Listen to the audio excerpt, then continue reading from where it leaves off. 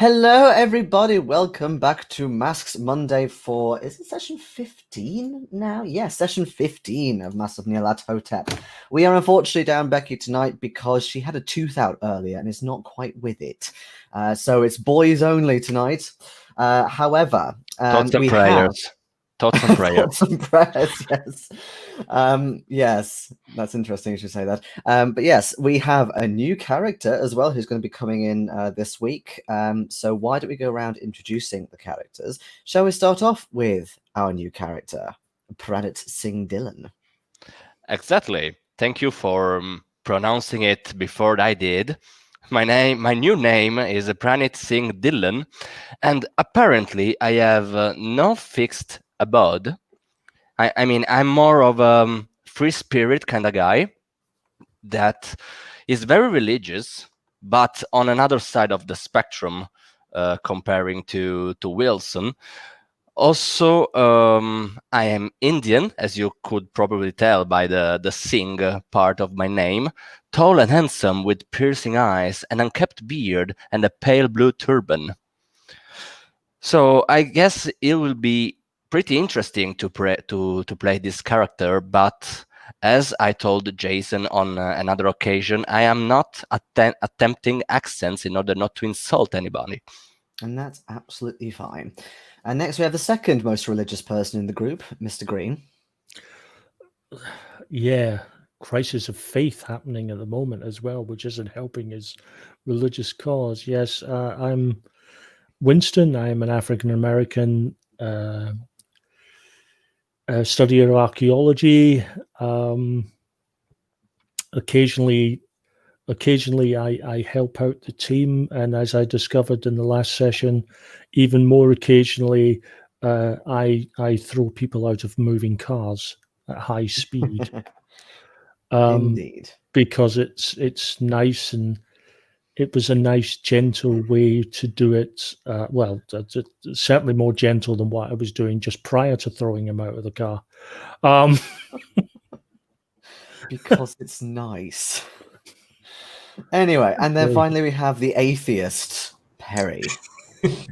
Yes, Canadian, tall Canadian, also of no fixed abode. His weathered features and short, unruly hair, which is usually hidden beneath his hat that he wears all the time.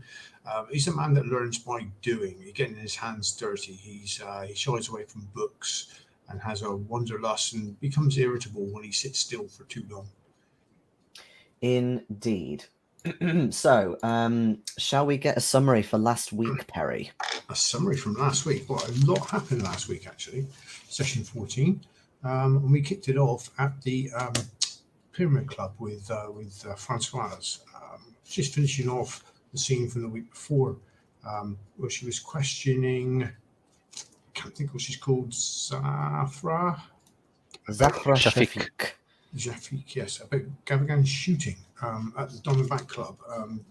And she was warned, actually, that Gavagan was mixed up with this Black Pharaoh cult. Let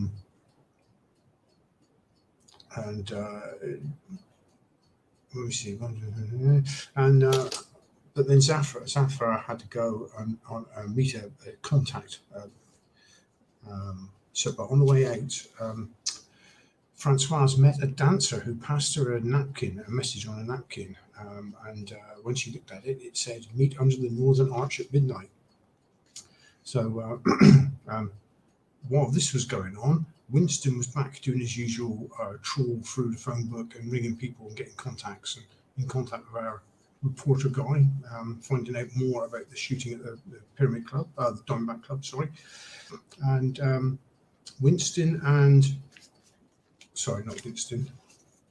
Arthur and Perry were setting up to follow Gavagan. So we followed Gavagan through London from the Penhook to a shop called Empire Spices, which happened to be close to the Pyramid Club. As we settled down to watch what was happening in the shop, Zafran came out of the club, walked up the road and into the shop. So we thought we'd stay put for a while to see how long they stayed in there, because we could see them having a conversation through the window. As we were waiting and watching, Françoise came out carrying a picture. So we called her over, told her what's happening. And then Zathra and Gavagan moved to the back of the shop so we could no longer see them. So we decided to find out what they were talking about. And Françoise, as usual, did a frontal assault and went through the front door on the pretense of delivering a picture. Arthur and Parry went around the back to see if we could find a window we could listen at. We couldn't find a window to listen at, so we returned to the front. But Françoise, actually, while she was inside, overheard a conversation between Zathra and Gavagan. And they were talking about a place called the Misra House. And he was going up there next week. Gavagan was going up next week for something. We don't know what. But also, Gavagan mentioned meeting a group of Americans and mentioning us. And Zathra mentioned a French woman that's been hanging about and that triggered something with Gavagan, recognizing the French member of our group, I think. Françoise dropped off the painting and politely left. We went back outside and we rendezvoused back with Winston back at the hotel, where he had Mahoney giving him the story about the shooting at the Diamondback Club. Apparently, it happened in 1921 with a Bayswater man called Carlsman. He entered the club and fired at Gavagan and was promptly apprehended by the police, received an injury to his arm. But also he was charged with that and also another crime of smashing up a Sudan memorial with a hammer for some reason. We don't know what.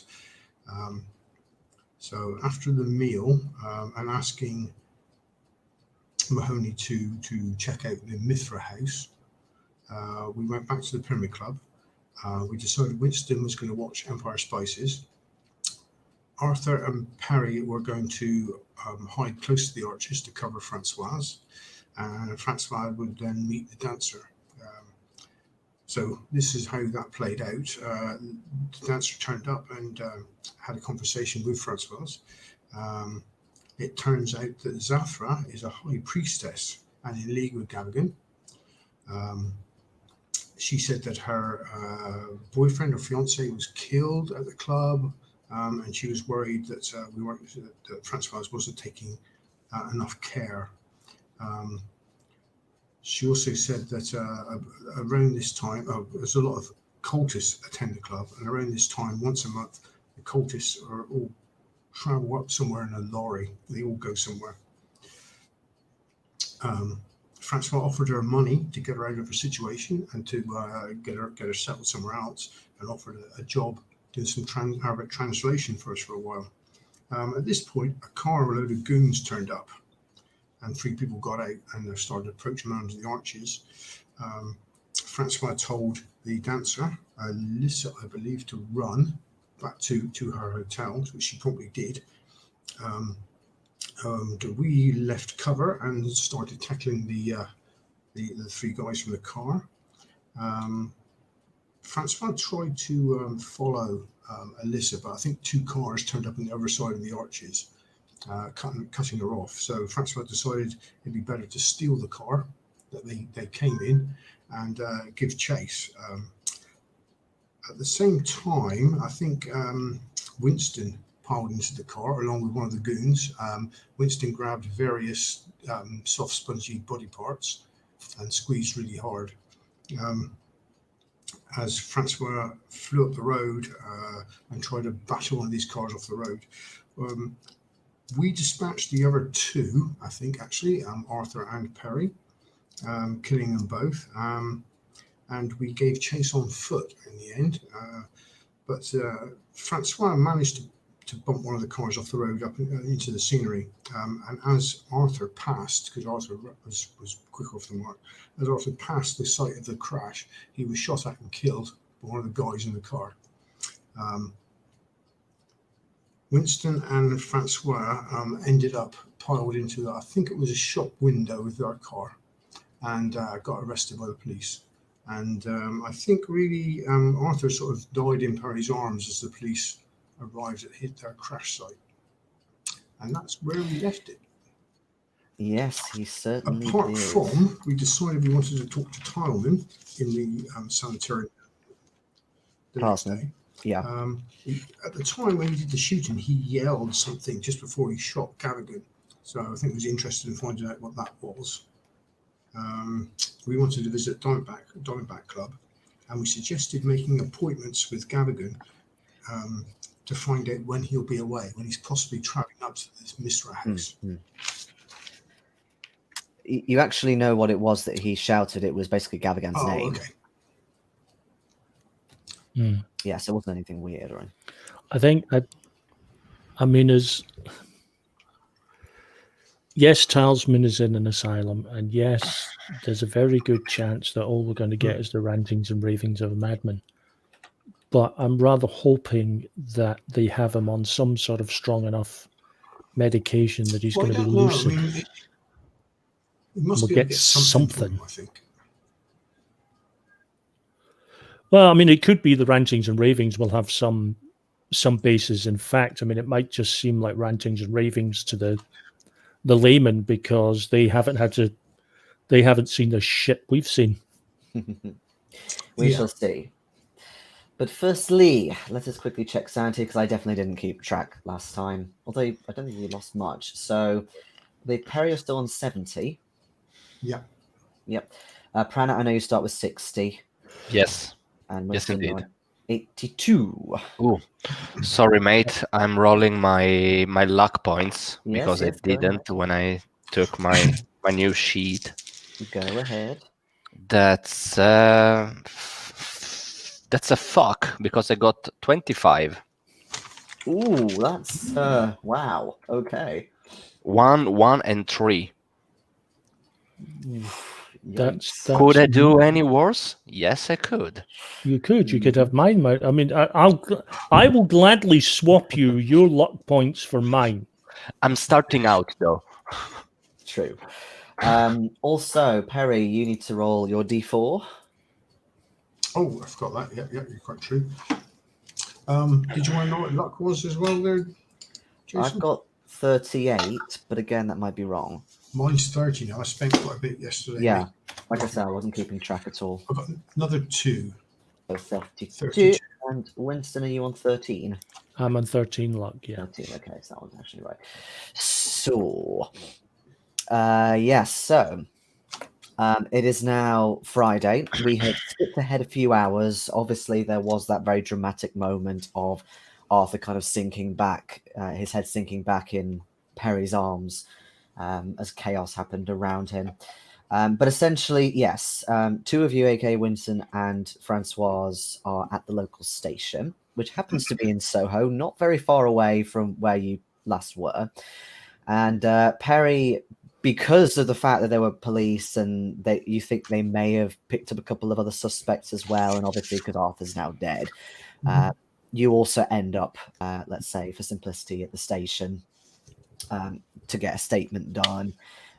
Arthur is moved to the mortuary because they know that it's a murder, or at least he got caught in the crossfire by mistake. And you've also heard a whisper in the newspapers, oh, is this Egyptian murders? And Yeah.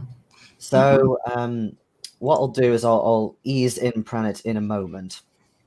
What I want to find is the one dumb copper who thinks Arthur's death was just an unfortunate accident.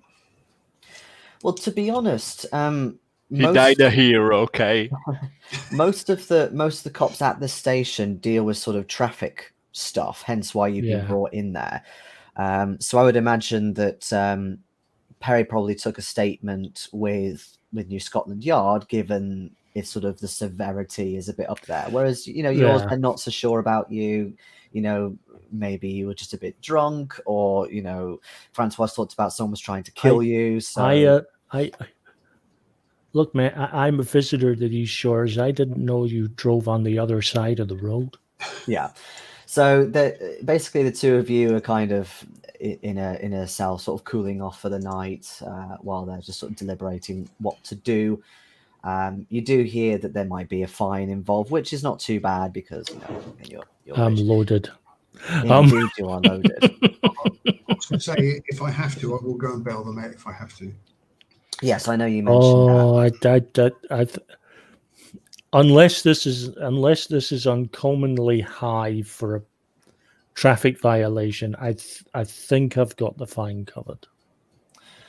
So yeah, I'll say that you arrive a little bit later. So by now it's sort of getting light outside, sort of 8:30 in the morning. Obviously, you kind of have to wait around a bit. Lots of paperwork is sort of gone through, and so on and so forth.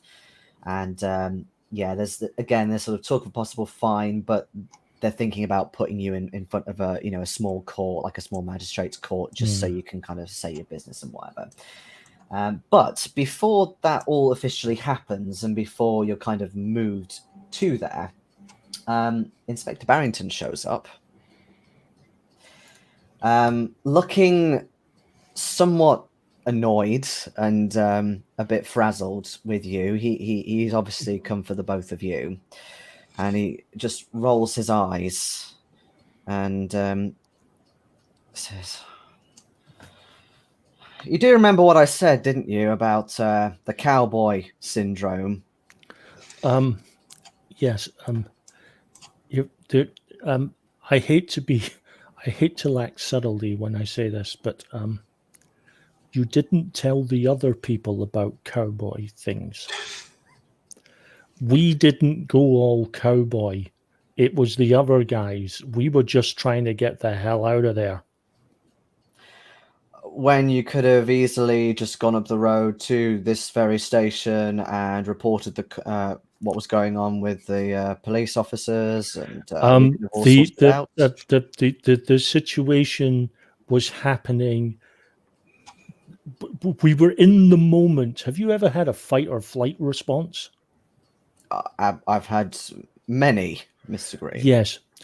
When the fight or flight response sort of comes in, you're not thinking about toddling up to your local police station to casually but firmly make mention of the fact that there are big people out trying to shoot you. You tend to run your bloody legs off, or in our case, grab a car and drive off. And we would have driven off at something close to respectable speeds, but instead we found ourselves being chased, hammered. Françoise was being attacked by a large burly man with evil intent. I had to restrain him by any means necessary. He turns to Perry and says, "These Americans love to talk, don't they? I am sorry for your loss, by the way. I did hear about Thank you. about It was your friend." Yes, thank you. It's quite tragic. Never been Yes. a shock to my life, I'm afraid. It's and in London as well. You think you're safe in this sort of thing. The things I've seen out in the wilderness are one thing, but this is what they like to call the urban jungle, Mr. Astor. yes, I can begin to see that. It has its own dangers. Nevertheless, in terms of who these people were and how your friend is all linked in, is something that is currently under investigation, as you can probably understand. I don't know if Mr. Dillon had any family remaining. We have yet to get hold of anybody. Would you know? We could make inquiries. Yeah, I don't know actually. Inspector, in all seriousness, would it be permissible for me to go down and say my goodbyes to my friend? I'd like to offer a prayer. That's the next thing I was going to let you know, because luckily for you, somebody's happy to foot the bill for your hotel room, shall we say? Oh. That was nice of him. He came to me. He came to me early this morning and said this would not do at all because he is expecting you for dinner tonight. Mr. Gavagan, Mr. Edward Gavagan. I don't know what on earth you've done to get into his good books. I think we're in trouble. Okay. Well, we are working with Mr. Gavagan. Several questions. How do you know Mr. Gavagan? Beyond. I have briefly questioned him about. Well, for starters, he's an Egyptologist. I am investigating the Egyptian murders. He is a potential suspect, but also.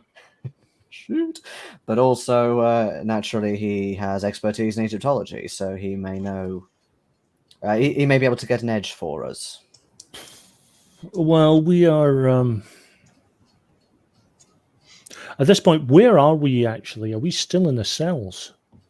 I'll say that when he kind of talks about how he's bailed you out, the cops obviously seem to know that they're kind of getting you out, and right.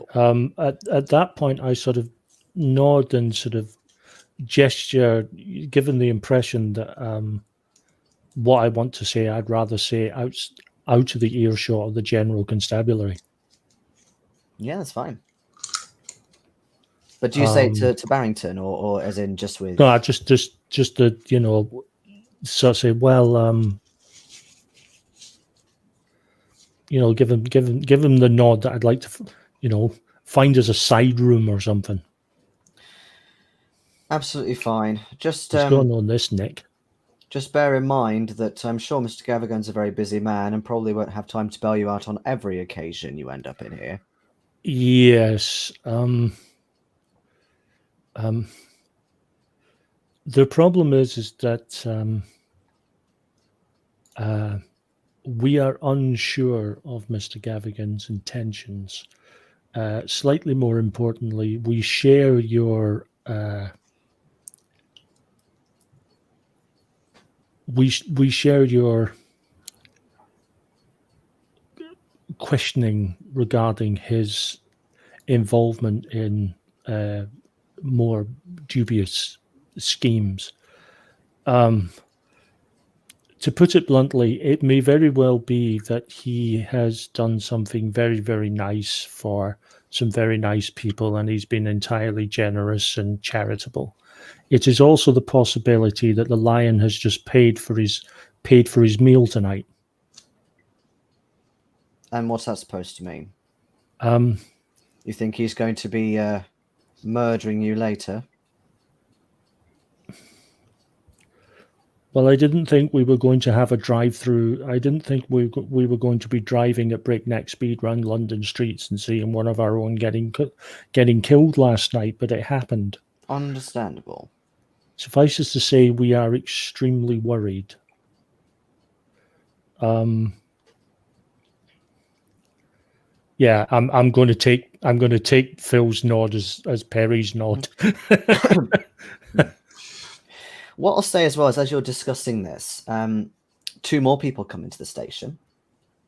One of them you may recognize, given on how much you saw her face the night before. It is Yalisha, who has come in with a man you've definitely not seen before, who was obviously previously described by our friend Giorgio. And yeah, he's quite a striking-looking character. You think he's a Sikh or possibly Punjabi, something like that. But yeah, he's got a sort of ceremonial knife at his side, this unkempt beard, blue turban, and they obviously both know each other. And Yalisha recognizes Françoise straight away, of course, and also does sort of half recognize the two of you, given she must have seen you a little bit, and is pleased that you're out. I just realized that probably the only thing she saw of me was my legs and my ass. Possibly. At least she didn't see your head poking out of a dustbin.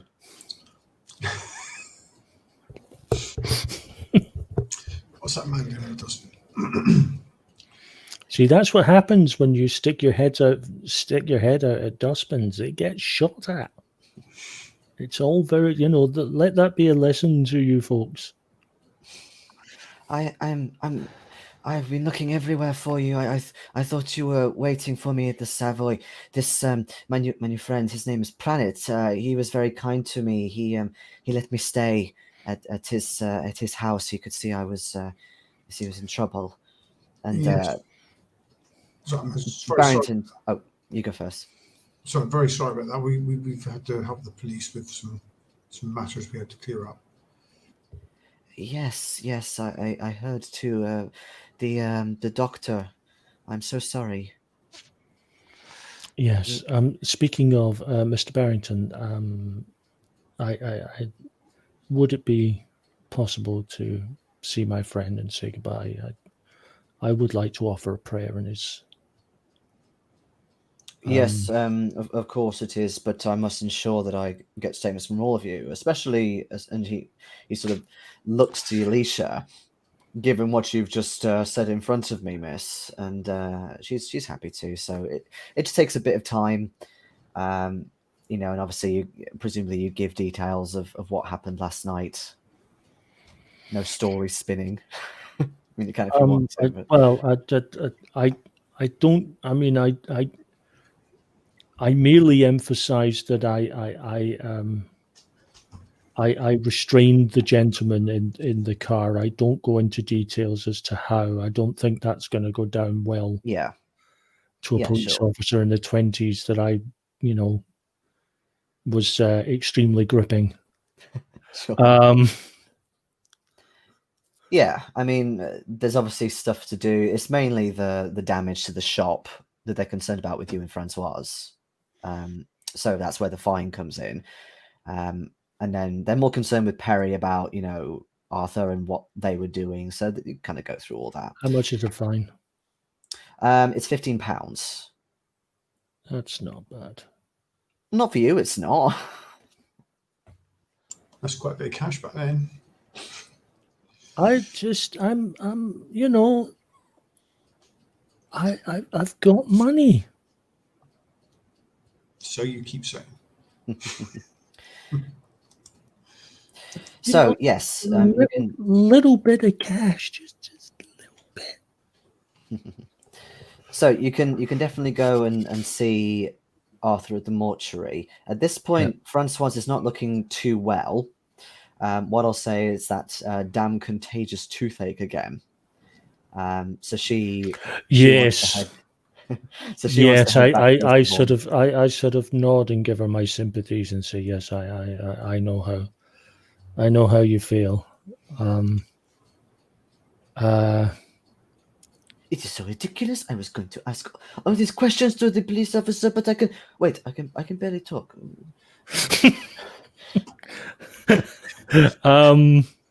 That's really good. That's really good. I say Perry, perhaps. Bravo. Perhaps if you could escort Françoise back to her hotel, ensure that she receives some Anodin or some sort of painkiller, perhaps some strong spirits to help numb the pain. I'll meet you back at our hotel presently. As long as we get away from here for now, I'm still worried. Yes, if you could escort. Oh, you're asking Alicia to escort her? No, I'm asking Perry. I'm just going to say, and escort Alicia back. Oh, so well, and the two of them are going back. Okay, that's fine. It is very, very nice to meet you, Pranit. Nice to meet you too, gentlemen. I forgive my lack of manners. I wish to say a proper goodbye to my friend first.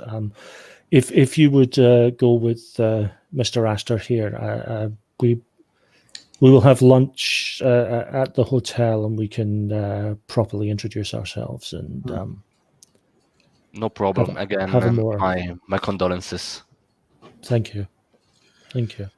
I go to mortuary. I assume I'm going to be escorted. Yeah, definitely. I'm a black civilian in a white in a UK police station in the 20s. I'm getting escorted. Yeah, but also it's a mortuary. They don't just let anybody in there.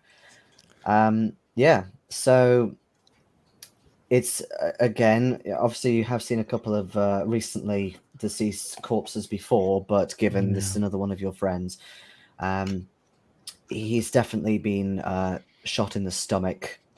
You think that's how he died? You can see that some of the stitches on his chest have come undone a little bit. But yeah, it's mangled in his abdomen area. I sort of bow my head and offer a prayer and just, wish him peace and, let flights of angels send thee to thy rest, to quote Hamlet. They ask you as well if you know his next of kin. Not offhand, although we would be able to discern that from his room. I'm sure his papers will show his next of kin. Okay, that's fine. Yeah, so I'm assuming you don't stay there long, do you? No, a few. No, I mean it's a mortuary. It's not really a place for quiet contemplation. It's a few minutes to sort of I mean, it's say quiet. A prayer, show some reverence. Well, I mean, dead quiet certainly, but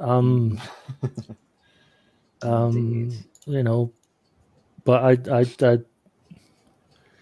I decide I'm just sort of 10 minutes on the outside, just to offer a prayer and condolences, and I head out and straight back,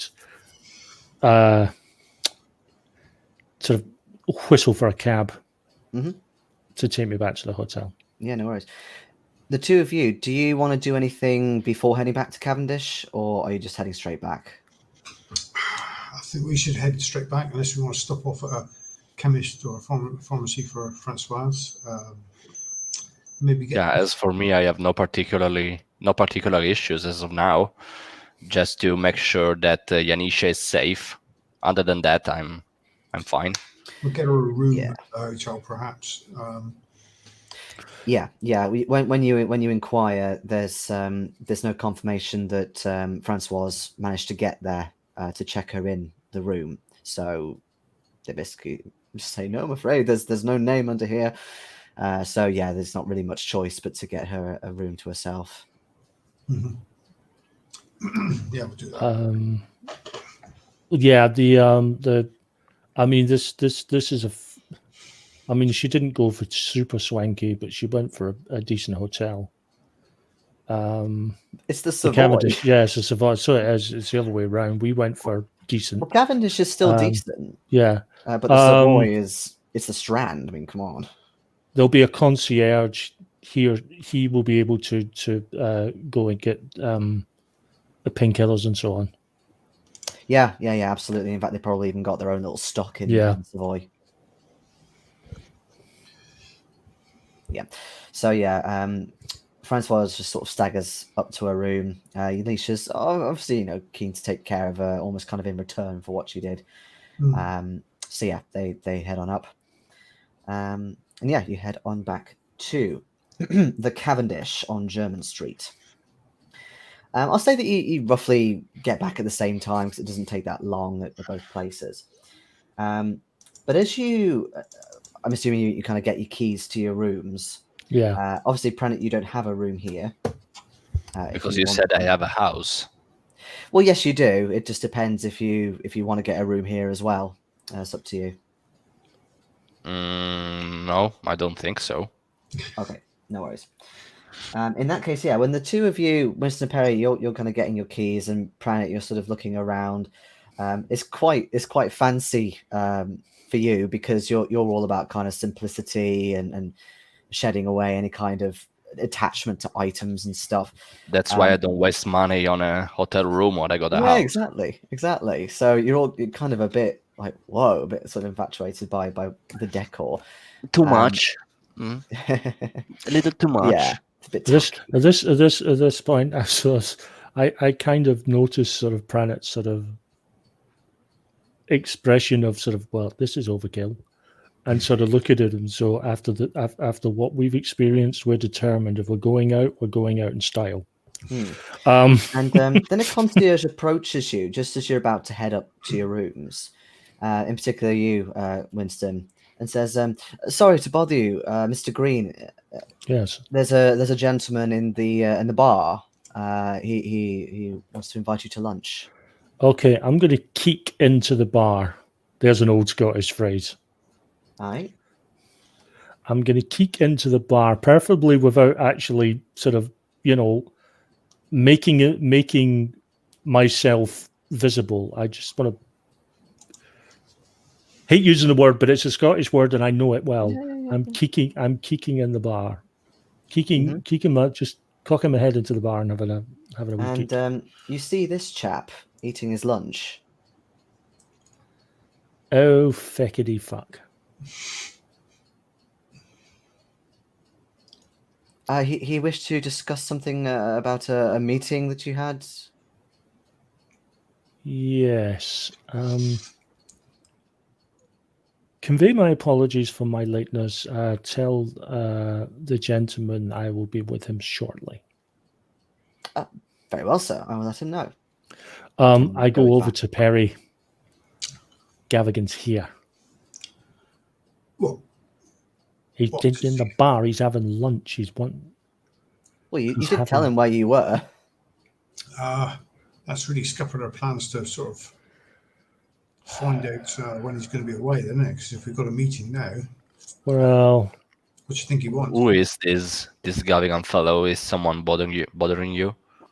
Let's just say he falls into the we don't know category, and that's the problem. Oh, I think we do know now. It's someone we've got our eye on. He's been involved in a few things that are suspicious. And, yeah, unfortunately, he appears to have his eye on us, which is slightly more worrying. He might I don't think we can get round this. Well,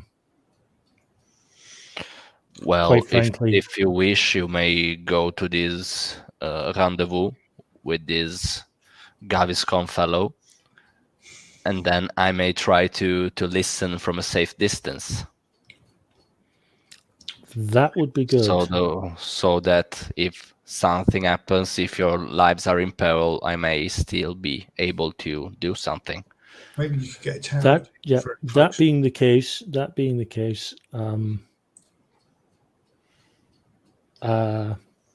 I give you I tell you which table he's sitting on, give you a basic description of the man.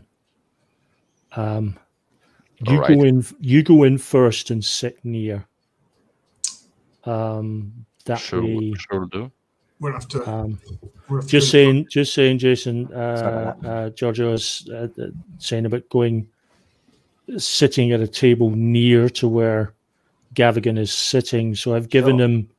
I've told him which table Gavigan's sitting on, giving him a basic description of the guy, and asked Pranit to go in first. Okay. And sort of sit himself so he's there before we go in. Yeah, it's fine. Meanwhile, there's many tables in here.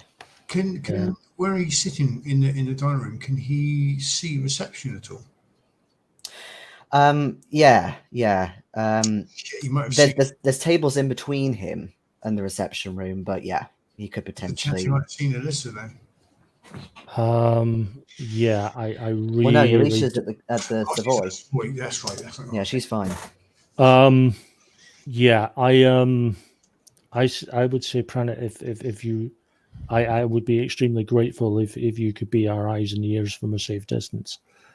Myself and Mr. Astor are going to go freshen up a little. Make sure that we're suitably. We have all the correct forks, knives, and weaponry. In a hotel bar, because that'll go down well. After the night I've had.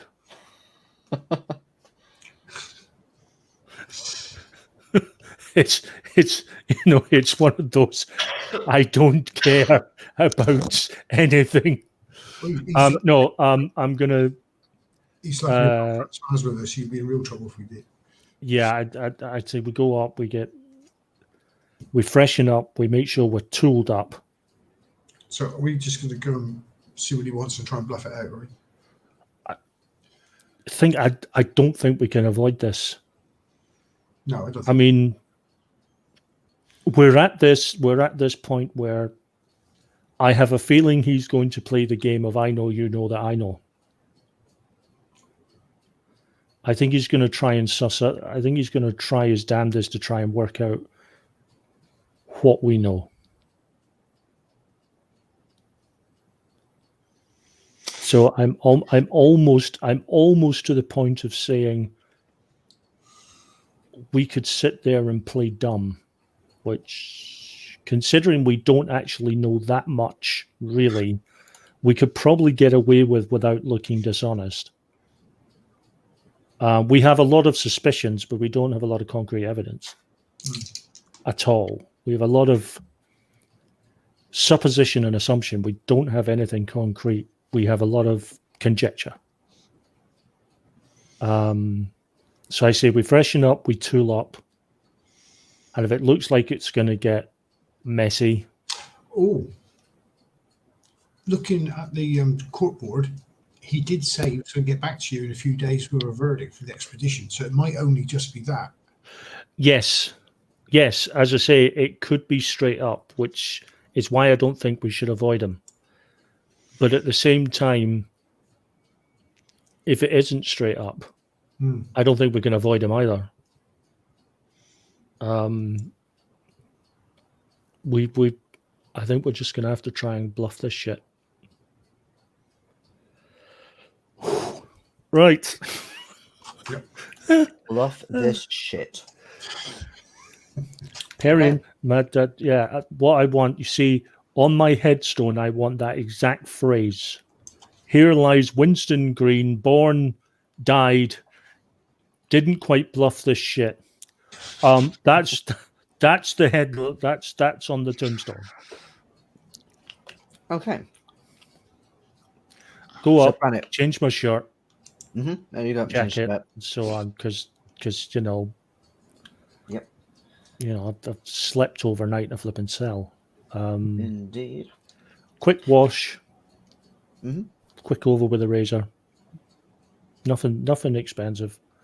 38 in my pocket. Mm-hmm. Yeah, I obviously I've still haven't got a gun, so I'll slip the Bowie inside the suit jacket. Is a 38 something you can seclude quite well in a jacket pocket? It's a 38, so it's a 38 auto, so I'm gonna have. I really ought to buy clips for these damn things, so I can just slot in a new clip. But I haven't bought clips yet. That's something I might invest in. But what I'm asking is it potentially going to bulge out of your clothing? 38. It's relatively small. It's a small weapon. I am not at all an expert on guns. That's why I'm asking. 38 auto is reasonably slim. A revolver would be a different thing because of the barrel. Yeah. Okay. It's relatively slim. That's fair. It's a 38 auto. It's bigger, but it's similar to Walther PPK, Bond's gun.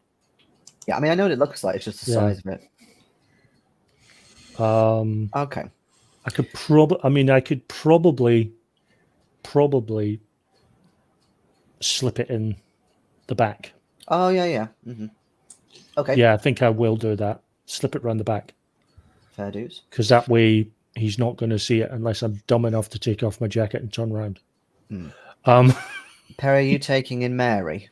Yeah. You are. Okay. So, Pranit, you go in first. It is essentially a sort of waiting to be seated. So you are approached by a waiter who offers you a table nearish to where he's sitting. Can you give me a stealth roll? I know you're not kind of being invisible, but you're still trying to hide in plain sight. Well, I got 60, so I'm not small either. No. That's a 60 for you. A 60 for me. What? No, I mean, I got a base 60, and I rolled a 60. Oh, I see. So just passed. Okay. Cool, yeah.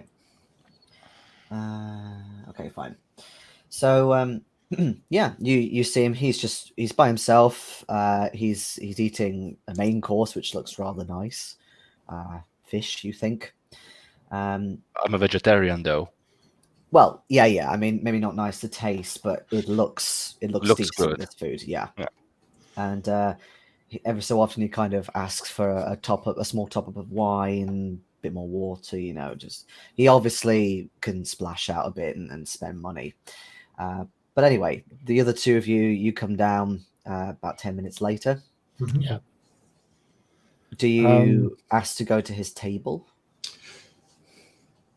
No, I just sort of walk in. I sort of look at him with a smile. Very cool. He's got his mouth full a little bit, but yes, he kind of gestures to you to come over. Unexpected pleasure, Mr. Gavigan. Thank you very much. He stands up to greet you, all very polite and stuff. Shake his Mr. Greene, thank you for coming down again, and to you as well, Mr. Astor.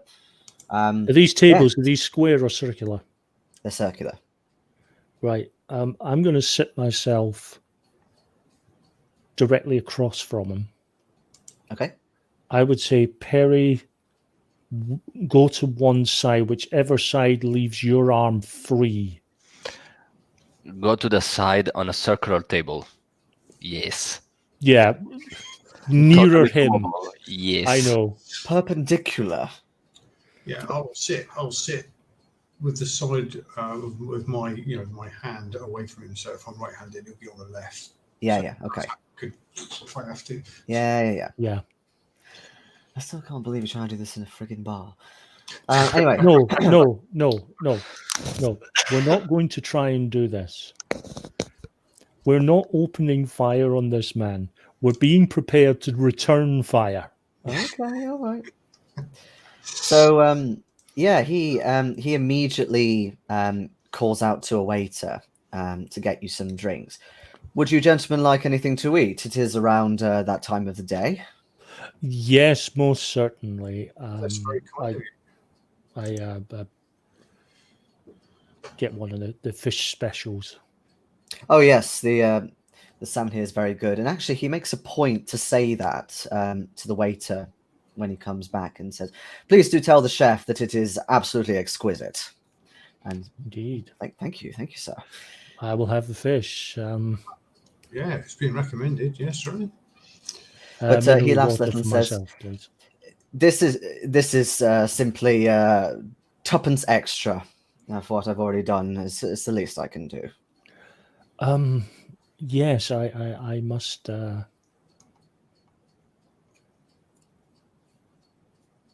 Anyway. You must. I was going to thank you for your generosity this morning. Most unexpected. Oh. Well, I wasn't expecting to hear the two of you and also your friend. I am very sorry. I've heard about what happened. Get into such a terrible scrape. As luck would have it, I was nearby at the time, and I had wanted to give you some good news today. So you couldn't possibly be held up in a cell facing fines. Yes, it was. It was a most unfortunate set of circumstances. I had been told that the streets of London could be quite violent on occasion. It seems that there was some violent altercation happening. There were guns. I was just running for cover. I must. That gunfire is not That's my not thing. what I heard. I heard that Yes. you hightailed it in a car with, was it Dr. Pelletier by any chance? Well, I hid for cover. She just happened to be driving it. Ah, It was the most unfortunate thing. Every statement I've made about this damn thing so far has been completely accurate. I've been asked by a policeman. I was asked by a policeman, did I nick the car? No, because I hadn't. Gentlemen, you know that I'm not a police officer. I'm not interrogating you. Just bear in mind, I know more than you think. Word gets around, and like I said, I was in the area at the time. In fact, I had to avoid this whole gunshot business myself. And he sort of hushes his voice a little and says, "You're okay. I hope it didn't inconvenience you at all. I mean, no. It's unfortunate. I wouldn't want anyone to get caught up in anything like that." No, what brought you to the area? I assumed a gentleman such as yourself would be getting a good 8 hours sleep for office the next morning. Oh no, I'm quite the opposite. I prefer 4 to 6 hours. I like to get up early. I was seeing Miss Shafiq for talking about yourselves to do with potentially setting up some training for you, and then later on I went to the Blue Pyramid Club. I do occasionally go there. Unfortunately, it was the wrong time to do so, of course. Do I glean from that admission regarding Ms. Shafiq that our proposal has been looked upon favourably? You can. Oh, are you saying that to him or to me? No, to him. Yes. Let me get straight to the point, Mr. Greene. So I have had a good think. Like I said, during the time when we last spoke, it seemed somewhat favourable, an interesting angle.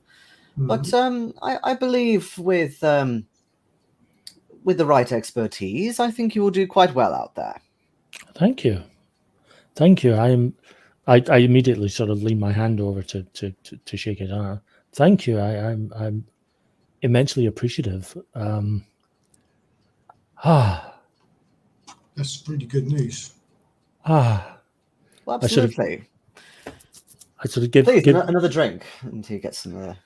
Yes, mineral water. Yes, definitely mineral water. Yes, it's nice to know some of that red stuff. No, just the mineral water. It's nice to know we'll start planning properly now for our expedition.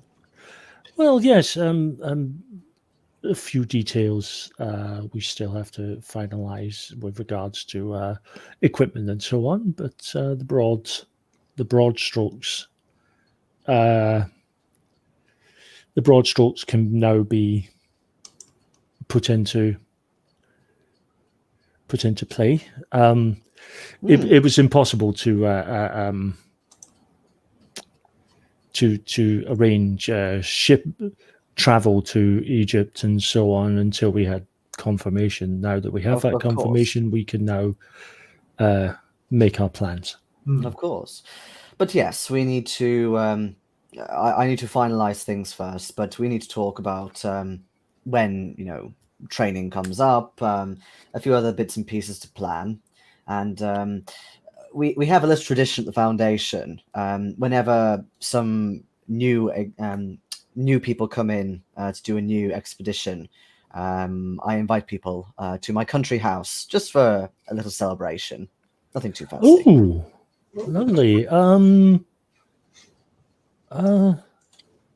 Yes, is that just outside of town? No more country houses. No. Well, it depends. Some people might say that, but that's quite an English thing to say. Just down the road could mean miles and miles. No, it is up in Essex. Oh, forgive me. My knowledge of your country is somewhat muted. I know California a lot better. Yes, it's the next constituency up north.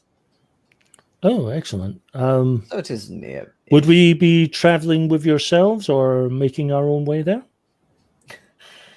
Well, you can come with me if you like, but I believe quite a lot of people are coming to this one, so you might wish to make your own arrangements. I'm happy to give you my Excellent. address. Could you give us the address, travel details, and so on, trains we need to take, and so forth? Oh, yes, of course. If you wish to go trains, of course. Yes, I will certainly have a little look and draw up a route. Thank you. Oh, most of it. That's. Is that what you recommend, the way to get there? Train? Well, you certainly won't be able to get all the way there by train. You would probably need a cab or some sort, at least the last part. Mm-hmm. That's fine. We can ensure that we get a cab once we arrive at the appropriate station. Yes, of course. And when is this? What's the French word? Miss Pelletier would know. Soiree. That's it. Soiree. Oh, I suppose you could call it a soiree if you like, but like I said, it wasn't going to be too fancy. The majority of us are leaving Monday, and we're staying there for a couple of days. Excellent. I very much look forward to meeting your fellows. Oh, thank you. I think it will be most stimulating and enlightening. Yes, well, yes, there'll be many like-minded people as yourself there. Excellent. Any last-minute advice? That's the place to get it from. Yes. With that in mind, would Miss Shafiq be there? It would be good to pick her brain. Get a start on that. On training, as you say, get lots of advice. If she was there, we could certainly help with getting some advice right there and then, as we're. He kind of lowers his voice a lot more at that point and leans in a little bit. He kind of just carefully puts down his knife and fork and says, yes, she may be there, but I am rather hoping that she will not be. Oh. Has there been a falling out? Well, look, like I said, I know a little more about what happened last night than you think, and I know who it was who started all that. What was? Sorry. Well, the shooting. Yeah. Her lackeys. I am doing my very best impersonation of a poker face. Yeah, you can give me a poker face roll if you want. 1 minute. Yeah. I mean, you haven't got acting. You can give me a persuade. Or actually, I could just roll, couldn't I? Yeah, I'll just roll. We should have a bluff skill, though. I'm actually quite surprised that bluff isn't there. Well, there is an acting skill, but it's under. Well, fast talk is you're trying to fast talk your way out of something. Yeah. Acting is under art and craft, so it's a very niche skill. Yeah, which I don't have. Mm. And my persuade is, well, I mean, I do have persuade. It's a bit more than the. I mean, I'll roll it. Sure. I've got a base. You can, if you want. At this point, I use my bonus die. Okay. If you want, Pranit, you can roll psychology to see what Gavagan is doing. Ronnie, Mm. bonus story. Yeah. I can try, but I fail. I got the base 10 in psychology and I rolled a Yeah, 25. I didn't think you had much in there. I have nothing. Neither of my rolls were any good. It's just that one of them was a lot less worse than the other one. Okay. He says, well, look, that's another reason why I invited you here now as opposed to the dinner. I thought that'd be a bit too late. She and I, we don't always get on. We've had a little bit of animosity in the past, and I'm desperately trying to prevent her from realizing what I know about her and her true motives and beliefs. I like I said, I went over yesterday just to talk about work, and then she started talking to me about other things, and of course I had to follow along with it. But That's very intriguing. What do you think she's up to? well, she obviously has a group of people acting for her on her behalf at the Blue Pyramid Club, and I wonder if well, I don't know if it's this brotherhood that keeps going around the news at the moment, but there is definitely something in her belief system that is rather pagan. Wouldn't you say? I will admit I have not actually had the pleasure of talking with Miss Shafiq at all. Oh, I see. Miss Pelletier has been the one who has been talking to her mostly. I haven't really had a chance to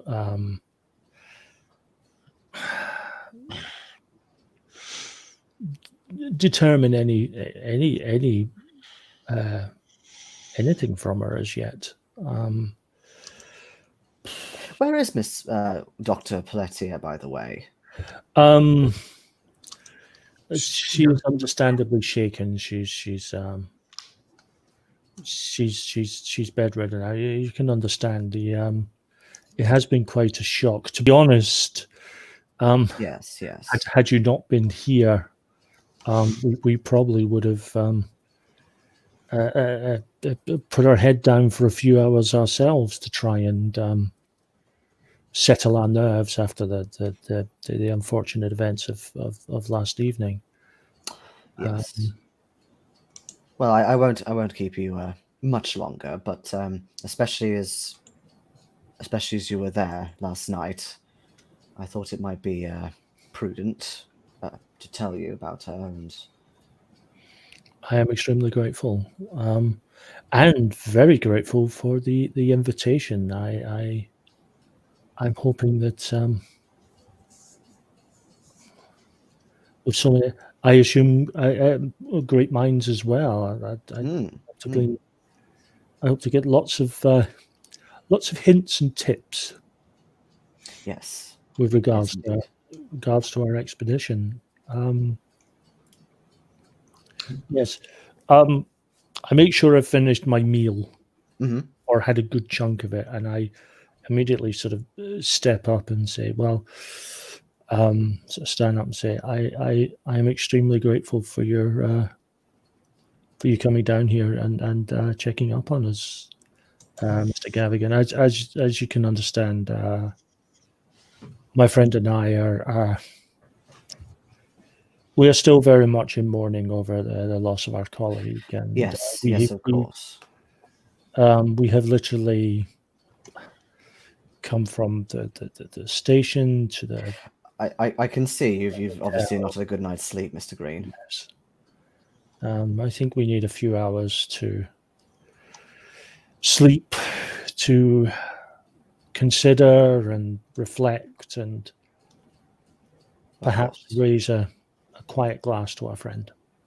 Of course, as will I. Just to let you know, I probably won't be contactable for the next couple of days. I am making another quick trip out of London, but I'll be back by the time we need to head up. I might even head there myself of my own way. Is this to your country home? No, business trip. Oh. I do have. Well, sometimes I like to go there up north to the country, change of scene. But unfortunately, in this case, it is more business related. Oh, Anywhere nice? I asked because as I'm here in England for the next few days, I have been told that there are some areas of England that don't look dirty and grimy as the streets of London do. Oh, right. Well, unfortunately, no. It's Derby this time. not Quite familiar. an industrial place. So more of the Like- same. A bit like London, but less of the charm. Oh, yes, yes, definitely something to avoid. Yes. Well, I wish you a pleasant trip and a enjoyable weekend, and I look forward to seeing you at your. Yes, the address. Yes, and he gives you the address. It's basically a very standalone country house in the middle of nowhere in a place called the Nays. Nays. The Nays. The nays have it. Not quite. Would how you mind do it. spelling it in the chat? Cool. Nay. Yes. You give the name of the house. Misra House is the name of the house. So I'll put that in there again for you. That I figured. I just Yeah, it want. appears to be a country house in somewhere in Essex called the Nays. You don't really know where that is unless maybe Pranit can make a very decent no roll. That's a very interesting name, Mr. Gallagher. Any link there to that? What's Misra? Yeah. Yeah. Yes, I renamed the place myself. It means Egypt in Arabic. I thought it was Oh. quite fitting. Oh, very clever. Very clever. That's that's the sort of thing that one might put in a crossword clue. Yes, well, not my first idea, but my first inclination was to use hieroglyphs, but then that wouldn't look so good on Royal Mail addresses now, would it? No. See a bit of a problem. Yes. They wouldn't know what on earth it was. Mere gobbledygook. Also extremely difficult if you were trying to give your address over a phone. True, unless you were fluent in Egyptian. But then I suppose Miss Pelletier could find it, couldn't she? Oh, yes. Of course. Well, gentlemen, unless you need anything from me now, I won't keep you any further. I can see that you obviously need rest. Yes. Thank you very much. Thank you. You're very welcome. If you do need anything urgent, don't hesitate to contact Mr. Kinnery. I'm sure he'll be able to assist you in whatever way he can. We will do. Thank you very much. Is he leaving first? Not really. No, he's kind of taking his time. He's standing up again to kind of say his goodbyes and shaking hands and stuff. Right. This is lunch. You can sit down and have dessert or something. No, he's kind of finished at the same time as you. He's not gonna like sit down and gorge on stuff again, but you know.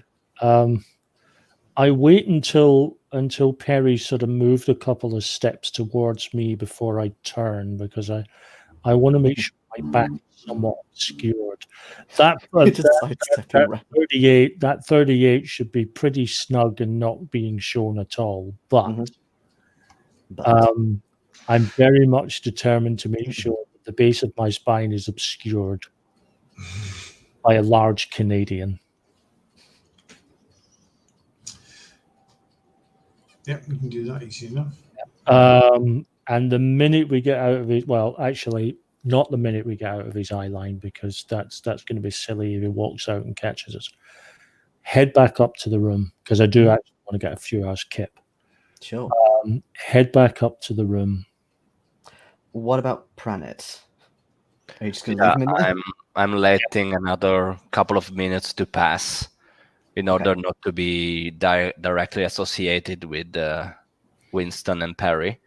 And then I'm leaving as well. Whether I find them in the lobby, it's another question. Oh, you won't find us in the lobby. Because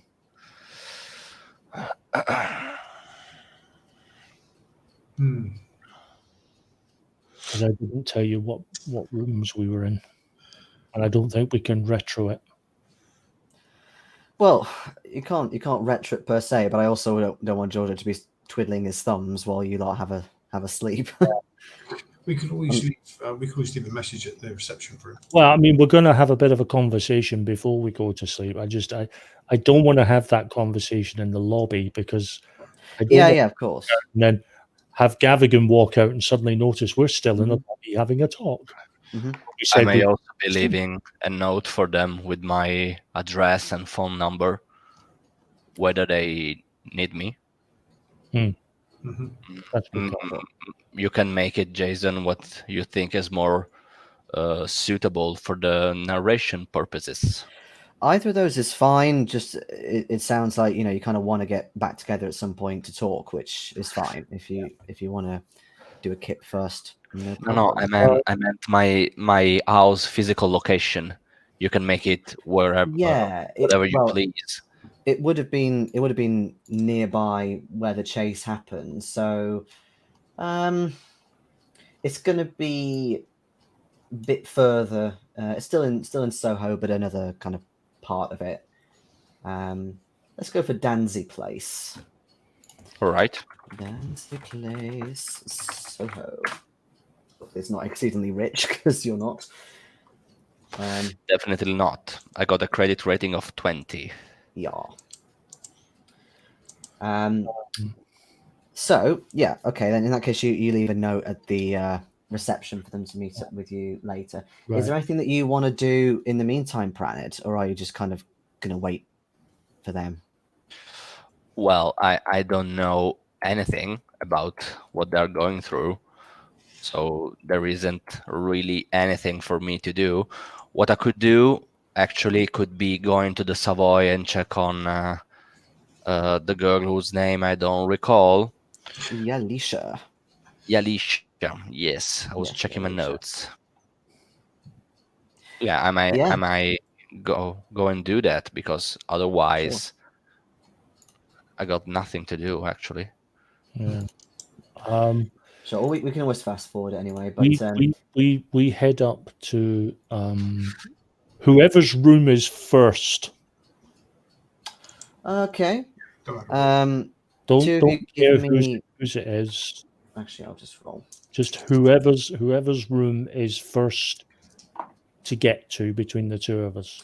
That'll be yours, Winston. Right. So both of us, because a small conversation, a quick debrief is now going to occur. Yeah, I'm going to close the door very gently, and I'm just going to look at him and say, "Oh fuck." Yeah. I suddenly feel like a cork in a wine bottle. It seems he knows a lot more about us than we intended. The problem is we've got Sheffield throwing us one way. We've got Gavigan throwing us back the other way. And we don't know enough about either of them to trust either of them. Well, obviously they both know each other. Yes. Obviously they are, no matter what each one says, they are quite close because they weren't arguing in that meeting they had last night. The problem, because she said he was in charge. He says she's in charge. No, the dancer said she's in charge. The dancer said that she was in charge. I think we have to go to this asylum today. The Diamondback, we've got a whole weekend for the Diamondback to go in there and check it out and all the rest of it. But we've got to hit this asylum. We've got to get bloody something on Gavigan, or we're going to walk in there to Miser House on Monday completely blind. And the last time we went into a big country house blind, big winged death happened. That's true. Big winged death. Yeah. If they Well, if they know more about us, if they know more about us than we wanted, are they just maybe playing us off against each other? Are they trying to get us to do their dirty work in some way? Are they? I see this is the problem, because we don't know enough about either of them to make any sort of Yeah, well, I do headway. believe that Arthur, so you consequentially, last time heard that Gavigan told Shafiq that we were to be dealt with. That's So true. it is perfectly clear who's in charge and who's bullshitting us. I mean, I'm saying that as a player because, of Yeah. course, Pranit doesn't know that. see the problem, the scenario that brings up is that publicly to each other, they are playing nice and being allies and helping each other out, whilst privately they're both vying for power. Oh, they're trying to. I think each of them is trying a power play on the other, and we're getting caught in the fucking crossfire. Well, I was thinking there's one good thing. If we're going to a country house, we can take our shotguns. Well, yeah, quite frankly, the words "we're not going tooled up" are simply not in my vocabulary. The only thing I think of, we can't get Pranit in. I can't see how we can get Pranit in. If we can get me in, we can get him in. And as you say that, you hear a loud kind of turn of the knob, not even a knock, just a turning, and the door bursts open to reveal Mahoney, who's brandishing this newspaper clipping and says, "Essex, Mr. House is in Essex. Now, where the fuck is my money?" And let's take a break. Yeah, fine by me. See you in a sec. He nearly got killed with that information. Yes.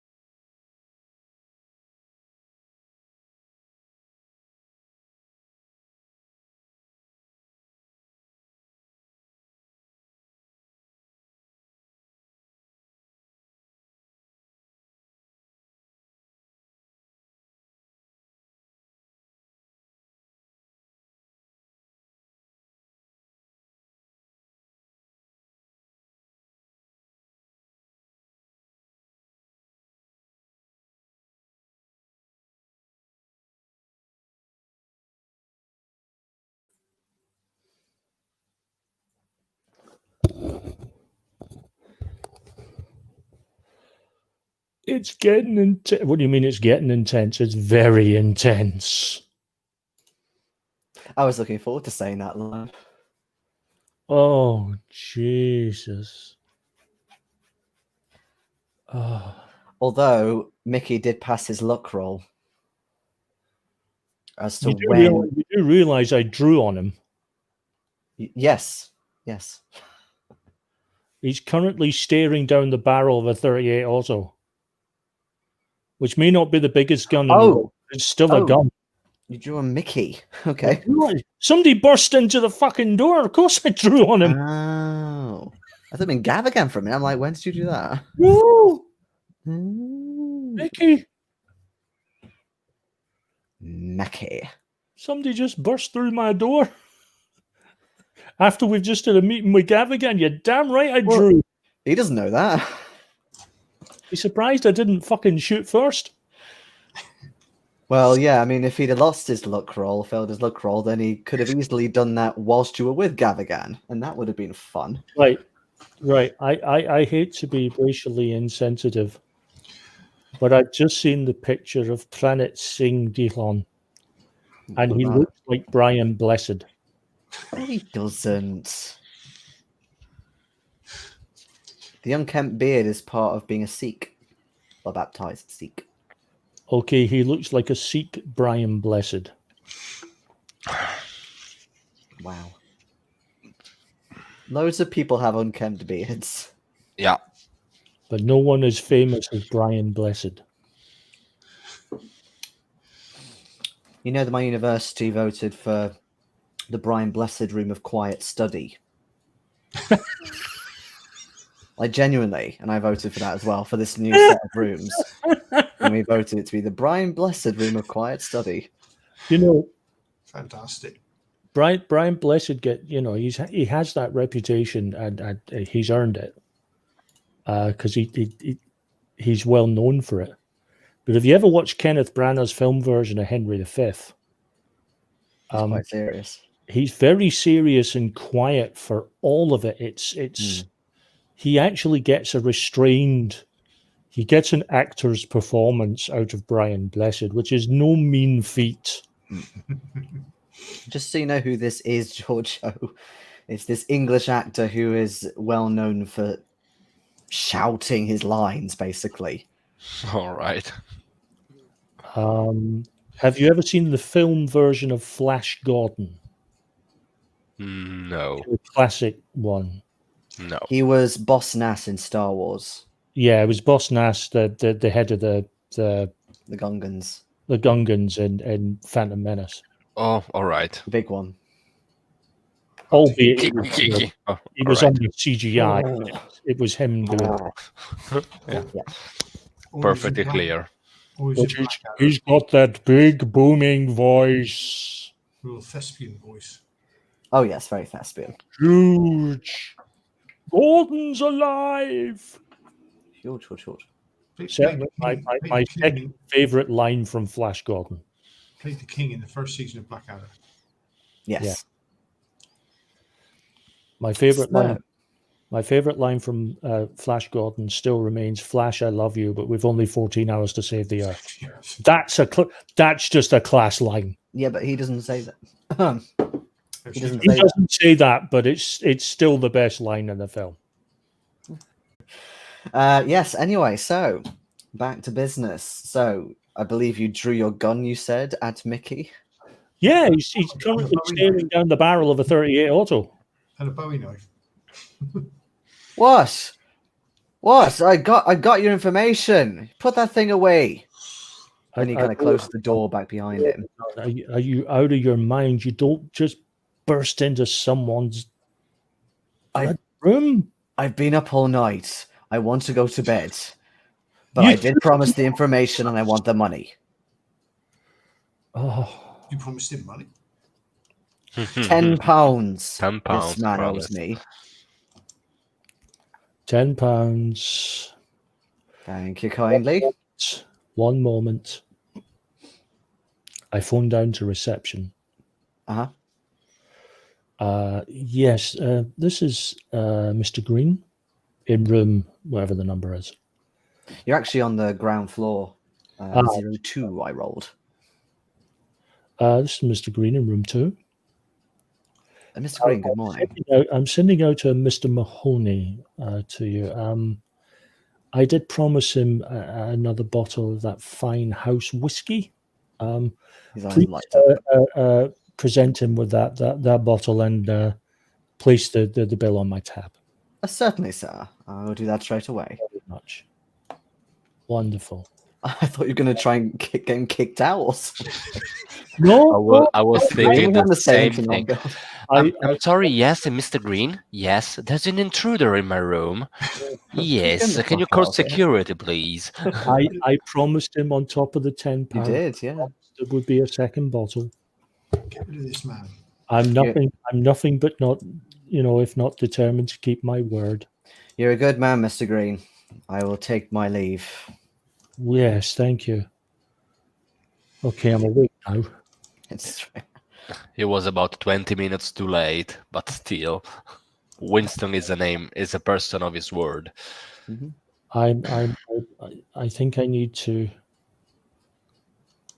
I think I need to pray, have a sleep, and change my underwear. Probably not in that order. But seriously, for a moment, what do we do? I mean, the point, the problem still remains. We've got one of them throwing us one way. We've got the other one throwing us the other way. They're both pushing and pulling us apart. Now, either one of them is up to no good or they're both up to no good. The problem is I don't know who the hell it is. I think we have to go with both of them are up to no good. Yeah. It's the only way to be safe. And unless we get some other information. Well, I'm hoping that Mr. Tilesman might shed some light. Please, God, give us a break. And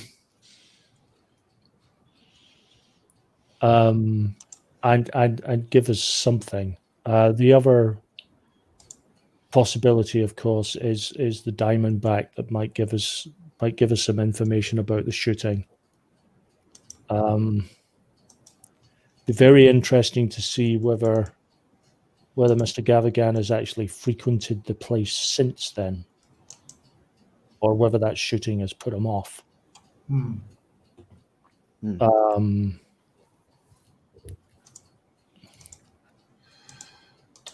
But the important thing is, I don't think we can avoid. I don't think we can avoid Monday. The other thing is, I'm finding it very, very very, very weird and suspicious. There was that report, those strange deaths, the ones we bandied around the word werewolf at one point. Yeah. I'm sure that was up near Derby. Was that not up near Derby? Was that? Yeah. He says he goes there on business trips. I'm wondering, is They there said this time it was Derby. Yeah. Is there any way we can get anyone that can give us any independent opinion of either of these two? We don't know anyone that can. Right now, the only person we know could definitely give us some insight on someone is Tilesman. And that's providing he's talking at all and in any way coherently. Yeah, we definitely got to go and see him. I think that has to be done today. I don't want to leave that to the weekend. If for no other reason, then we might not have visitation at the weekend for a sanatorium. Yeah, quite true. Cool. Okay. So both of you have a kit for a few hours. Yeah, a couple of hours at most. I want to hit this sanatorium sort of early evening, because if we get something interesting about either Gavigan or the Diamondback Club or both, I'd like us to be able to leave a sanatorium and maybe act on that information at the Diamondback. Yeah. While But it's fresh. in the meantime, so you have a check on Yalisha Pranit, make sure she's okay. Mhm. Françoise is this lady who Yalisha seems to know is not okay. She's on painkillers and all sorts for a very contagious bout of tooth decay. Tooth decay. My God. Yes, tooth decay. But yeah, she's happy to I think get a drink with you or anything if you want to talk to her about anything. She thanks Well, you again, of course, for all you did for her last night. Are we suspicious of this dancer now? well, I'm not. You know her, don't you? You say the character knows her. Basically, I welcomed her while she was running away from the Egyptian cars. That's all I know. I guess that maybe during the night she told me about her boyfriend. Maybe that was murdered. Was that correct? I don't know what Probably did she not. tell me. No, so all she said to you was that she was running away from these people and she was sort of pointing along the road. Obviously, you could hear the gunshots as well going off, and your house was very close by. So you, be the gentleman, offered to let her stay there for the night. Milady. Milady. Milady. So she hasn't told you loads, but she goes into a little bit more detail and says, "Thank you so much for last night. I was meant to be checked in here, but Françoise, she did not make it. I was so worried that they would catch me." Thankfully, they didn't. I wouldn't No. have forgiven myself if I didn't welcome you in my home and you were captured by these brutes, as you say. Yes, my boyfriend was killed by them too a little while ago, for something so menial. So I don't know. Allah knows what they would have done to me. Thank God we won't have to find out. Well, I hope not, unless they're still. And you notice that she's still sort of occasionally looking over her shoulder, unless they are still looking. But I need to keep away from Soho, at least for now. Yeah, I guess that then this is the favorite option for that. You said that the same people killed your boyfriend. Yes, yes. I'm a dancer at the Blue Pyramid Club, and he sometimes comes to watch, of course. And another man lay his hands on me while I was dancing, and my boyfriend he got very annoyed, of course, and he started a bit of a fight. And later they took him outside and just killed him. But Oh my God. they swore that well, they made me swear not to talk. They surely have what they deserve. Karma is always right. Oh, I hear that some have been arrested, but there's probably a lot more of them.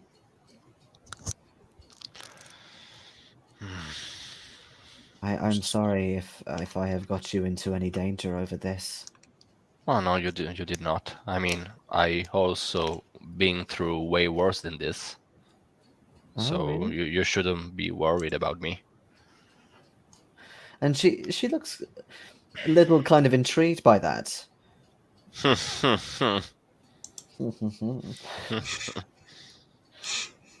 She wants to take my turban off. Not necessarily that. Her boyfriend's just died. Come on. Just died. I don't know when it was. No, that's true. You don't. Could have been 3 months away. 3 years. Well, it wasn't. Don't No, it know. wasn't 3 years. Are you Punjabi? Indeed, I am. Ah. Do you work at the Limehouse?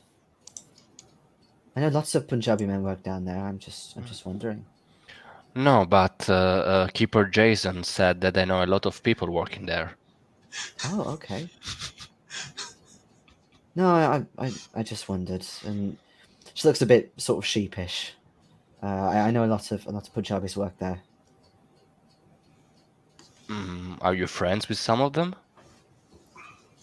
I think maybe one or two have come into the club on occasion. I don't really talk to them though.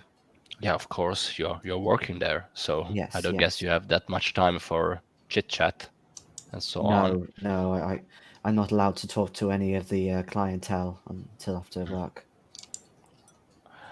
I mean, I'm not an habitué of this kind of clubs, but I believe that's a common point at the very least. Yes, Not fair, yeah, but common. yes. And what about the Limehouse? How do you know the Limehouse beside maybe club attendees working there? Oh, I thought it was quite well known. The Egyptian communities here, well, not here because we're on the Strand, but nearby in Soho, the Punjabis communities, they're out at Limehouse sometimes.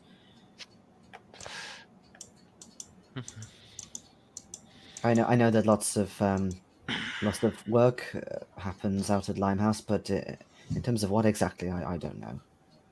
They always come, from what I remember, when they do come in, it's quite late at night. They always look very very tired, like they want to unwind.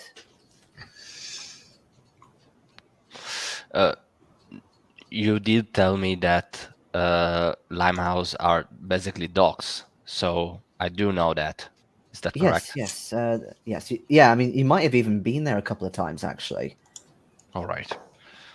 But yeah, you definitely know that they're a big stretch of docks.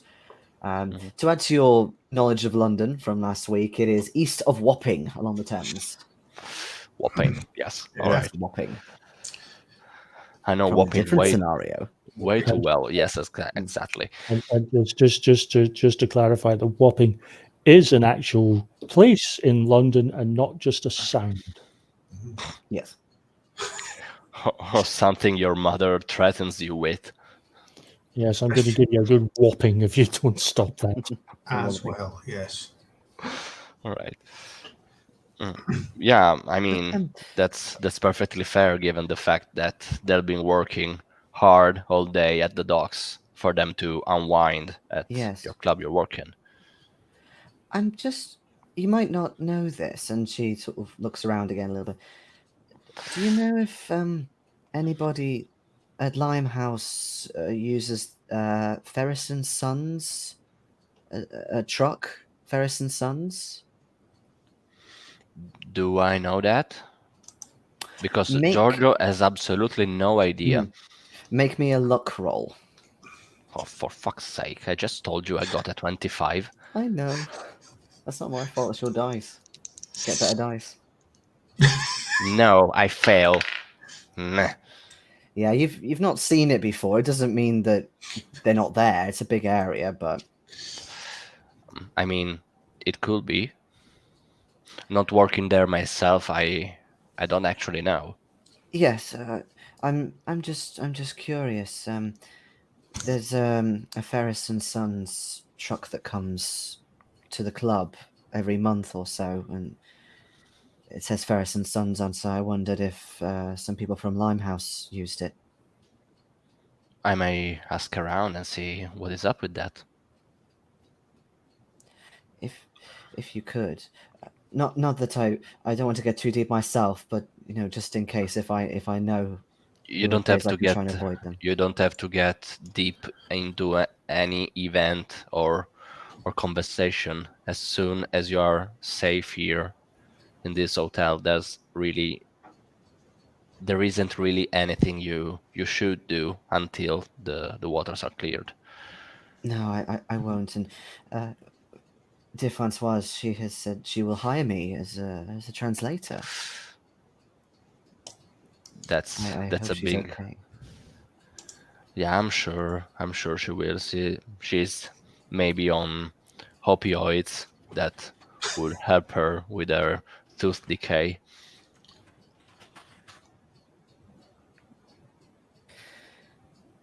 Oh, for Yes. instance. Yeah, just to clarify, you've not heard of them. They've not been in New York or anything. I think we're getting mixed up. Is that Ferrisons. All right. I'm just writing it in my notes. Yeah. A lot of places in like companies in England were often the name of somebody and sons, or Yeah. In Italy, it's like that sometimes. yes. All right. So do I know actually any people or friends working at the Limehouse that I may ask this? Sure. Yeah, absolutely. That's kind of where you've got your information from about how the shifts are getting really tight at the moment. So yeah, there's no issue with you like kind of meeting up with them somewhere. Obviously, you don't drink, but you could definitely. Neither talk to do them. they. Well, If they're good Sikhs, they do depends. not. It depends because I did my research on this. The Punjabi community, they do like a drink. It's only when they're baptized as Sikhs where they don't drink. So Yeah, they that's might why I well said be if they chugging. are good Sikhs. Yeah, good Sikhs. Yeah, so they might well be chugging the pints or whatever you, but obviously you're staying stone cold sober. But yeah, that's how you know about the shifts, and they maybe ranted to you a bit about them, and oh, they're all so long and long hours, shorter breaks, and all that. All right.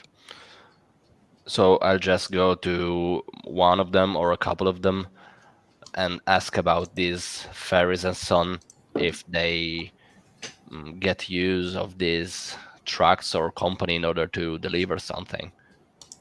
Okay. I'm do not you saying where they are supposed to be delivered, these Mhm. these goods, because I don't know about that. do you go to Limehouse itself, or are you just wanting to try and find them somewhere nearby? You know.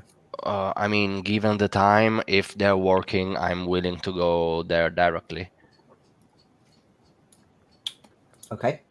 Maybe give them a good excuse for a break. Oh yeah. I see. Sure. Just in terms of getting the other guys back in as well, would you be intending to inform them of where you're going? Yeah, I can leave a message at the At the Cavendish. Cavendish. Yes. Okay. Sweet. And you do so. And Yes, of course I do. quickly back to the others then. So you get a couple of hours sleep, and yeah, you get that message from reception that your new friend has Yeah. gone to investigate something at Limehouse docks. I hope he knows who he's up against. Not jumping in at the deep end.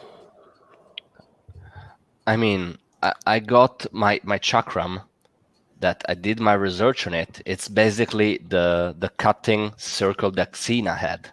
Yes, it's a throwing disc. I'm throwing shit. Yes. So he'll be fine. So you've got this big sort of circle thing that you throw at Around people. my turban. Not around your fucking turban. I mean, in battles, people had that on their turban. Oh really? Oh right, Yes, I didn't know in that. I thought order it was to just on the belt. protect their heads from saber shots. So I just didn't know that. Okay. so just so I'm clear, going down to Limehouse docks will be Pranit Warrior Princess. I didn't get it. I'm sorry. As in like Xena Warrior Princess, but Xena, Pranit. the TV show Xena Warrior Princess, one of her main weapons was a similar weapon. Yeah, that's what I said. Yeah, The circular thing Xena had. yeah. It's Pranit Warrior Princess. Complete with a yeah. Of And you course. do have a sword as well. Yeah, I don't believe I'm going around London with my saber on my, Okay. on my side. No. I mean, that's maybe a little bit too much. Don't you have to carry a knife though? Yes, he has got a ceremonial knife on him. Yeah, I got my ceremonial knife, but the saber, given the length of it, Perhaps it's not quite so I ceremonial. mean, I don't believe that's a common view in London. I mean, it's not illegal, but yeah, it would definitely raise eyebrows and you come across quite aggressive. It's not like a massive saber. It's not like a falchion or anything. It's sort of a I was going to say, I mean, there's shortish. there's a sort of one-handed and a two-handed version. The one-handed's a Yeah. little shorter. Yeah. Yeah, shorter, but I do believe that the blade is about this size. Yeah, the blade. I mean, the blade's still. It's not a fetching. ceremonial knife.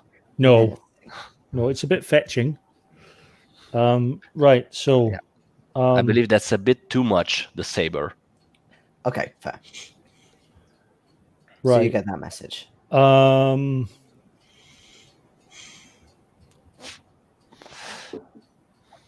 He's went on his own. He's gone on his own. Did you say what he's looking for? Did in the message? Did you say? I'm assuming you wouldn't go into details, would you, Pranit? Just No, said not she's of course. following- Not even that. closely. Yanisha told me about that. So if he doesn't, if you can't even go looking for him if he doesn't come back in 24 hours or something. Well, if he doesn't come back, then that's just So one more long, reason Giorgio's why second we- character. Already. I think we should go to, and I will find the name of it because I know where it is. I think we need to go to Millbury Asylum. We do need to do that. Yeah. If he's not back, we can always go to the Limehouse. There is a police station in Limehouse, so we could go to that one. Yes, they'll be able to. If he's not back by then, they can probably direct us to which mortuary he's currently in. So we can give him a prayer. Although he may not. No, anyway, we need to go to the asylum. Like that. Okay. All right. Well, I'll briefly deal with Pranit for now. But yeah, I'm going to have to kind of do you to and fro a bit because you're splitting the no party. So, yes, you make your way over to Limehouse. Specifically, it's called Ropemaker's Fields. Not an actual field, but it's a large open area, lots of rope making, as you can probably imagine, but a lot of your buddies kind of work around there. In terms of what Limehouse is like, it's very grim and dirty. I don't know if you've seen Enola Holmes, but that had a bit of Limehouse in there. Lots of an sort of reputation that's very unsavory. Although Pranit, you don't fit too badly in there because again, lots of Punjabi people around. There are also some like African communities, some Chinese, Japanese. So it's diverse, but it's very kind of run down and downtrodden. Lots of sailors, as you can imagine. Residents as well. Sometimes you see them. They're sort of loitering around the docklands. What time would it be now? Around, let's say, 2:00. So it's fairly quiet at the moment, but you think maybe later people kind of either finish their work or come out a bit and have drinks, gamble, etc., etc. But they're keeping to themselves at the moment.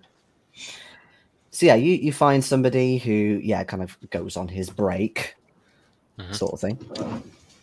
And yeah, he grabs a little bottle of something from his stash and sits down with you on like one of the dock edges. Nice to see you again. Nice to see you too, Nadim. Nadim is good. I'll make a note of Nadim. Another really hard shift, and it's only been 3 hours. I haven't got long. Yeah, 5 more to go, is it? If I'm lucky, more like 10. I'm sorry to hear that. Oh, it's okay. What can I do for you, my friend? Listen, I was told by a friend of mine about a company that she believes, may be working around here. It's called Ferries and Son. Have you ever heard about that? Yes, I have. Yes, there is a truck that comes sometimes. I think actually yesterday or maybe the day before they were here. They don't stay long. They come in. They stop at one of the warehouses and load a load of big crates. And he points around to where it is, and then they leave. That's it. Yes, in what Ferris and Sons do, there are some people who work in the warehouse. I'm not one of them, but I know that they might then transfer things elsewhere. right, I'm just writing in my notes. Yeah, no worries. But and he kind of leans in a bit and says, if you do a little bit of snooping, keep an eye out for Mr. Chowdhury. Who is this fellow? He is the manager of all managers. Hmm. He's the one who's making us work double shifts at the moment. Right. He is civil enough if he thinks that you won't do him any harm, but he has friends. All right. Rest assured, Nadim, that I won't make your name to this Mr. Chowdhury. So that Well, if he picks it up against someone, it would be me and me only. thank you, my friend. I probably need to go back unless you have anything else you need to ask me. No, Have no, you got no, any no. more work? Yeah, here and there, something not that much of a deal breaker, you know. Well, maybe it will become something. You never know. Yeah, karma always finds a way, right? Yes, it does. And you hear somebody. You think maybe one of the. I'm going to call him floor workers. You know, like one of the overseers, sort of shouting Nadim's name, and he's like, "Okay, I'm coming. I'm coming." And Please go. I won't hold you any further. Thank you, my friend. Maybe I will see you soon. Hopefully. Have a nice one. Yeah, he kind of scuttles off. All right. So I do believe I'll try to lurk around the warehouse where Nadim pointed me. Yeah, no problem. Do you have a rough time of how long you intend to lurk around there? Just enough to see if I can get a glance of the content of these crates. Mm-hmm. Maybe roughly how many people are working there, Mm-hmm. and maybe eavesdrop some of the combos. Okay, so maybe a couple of hours or so. Yeah, give or take. Awesome. Okay, so you perch in a little spot. So you've got a nice beeline, and you hope and pray that they will come back with some more stuff, hopefully. Let me just quickly make a roll. But in the meantime, let us go back to the others.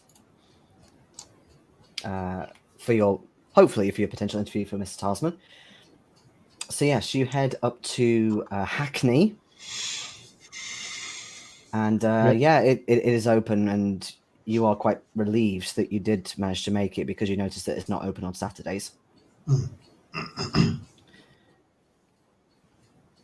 Yeah, I had a sneaking suspicion that weekends, because this isn't a regular hospital, this psychiatric, weekends they tend Well, it's an to asylum. pen them in.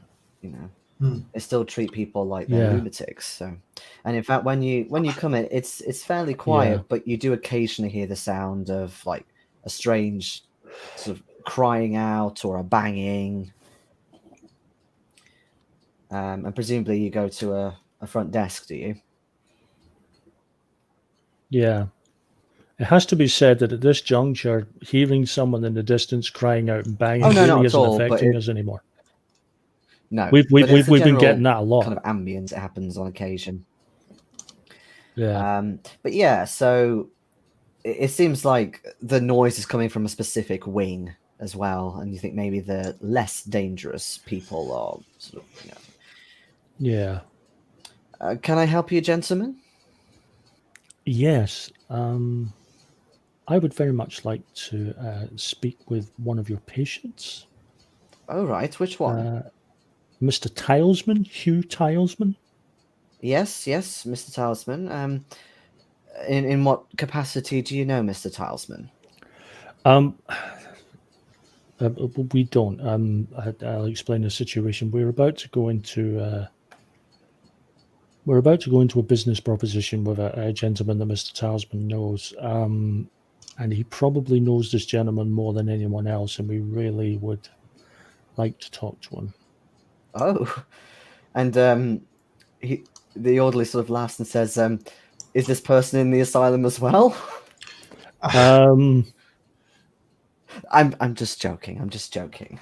I sort of look at him. I look at him, smile a bit coldly, and say, "Not yet." Oh, well, is this not really my place, I suppose, but is this really somebody you want to do business with? But anyway, but rather the point of our conversation with Mr. Talisman. Well, if you can get any sort of conversation out of him, he's a bit selective on who he speaks to. Especially, is he lucid? Do you have to restrain him, or? No, not restrain him, but he's not very sociable. I find that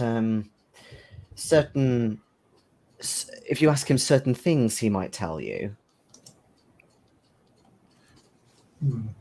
Do you have many sort of criminally insane here? Yes, this is a prestigious asylum, sir.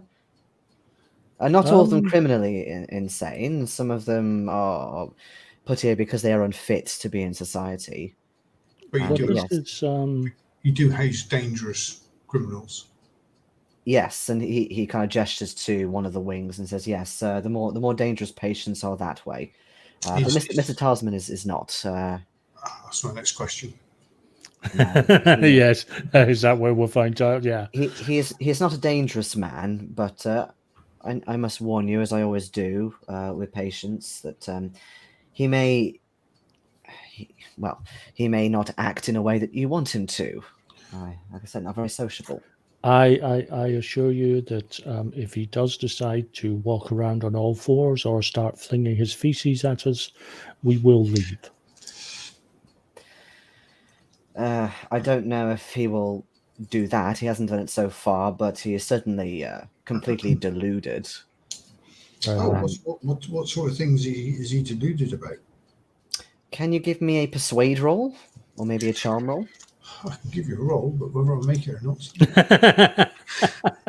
Yeah, I'm in that kind of position myself.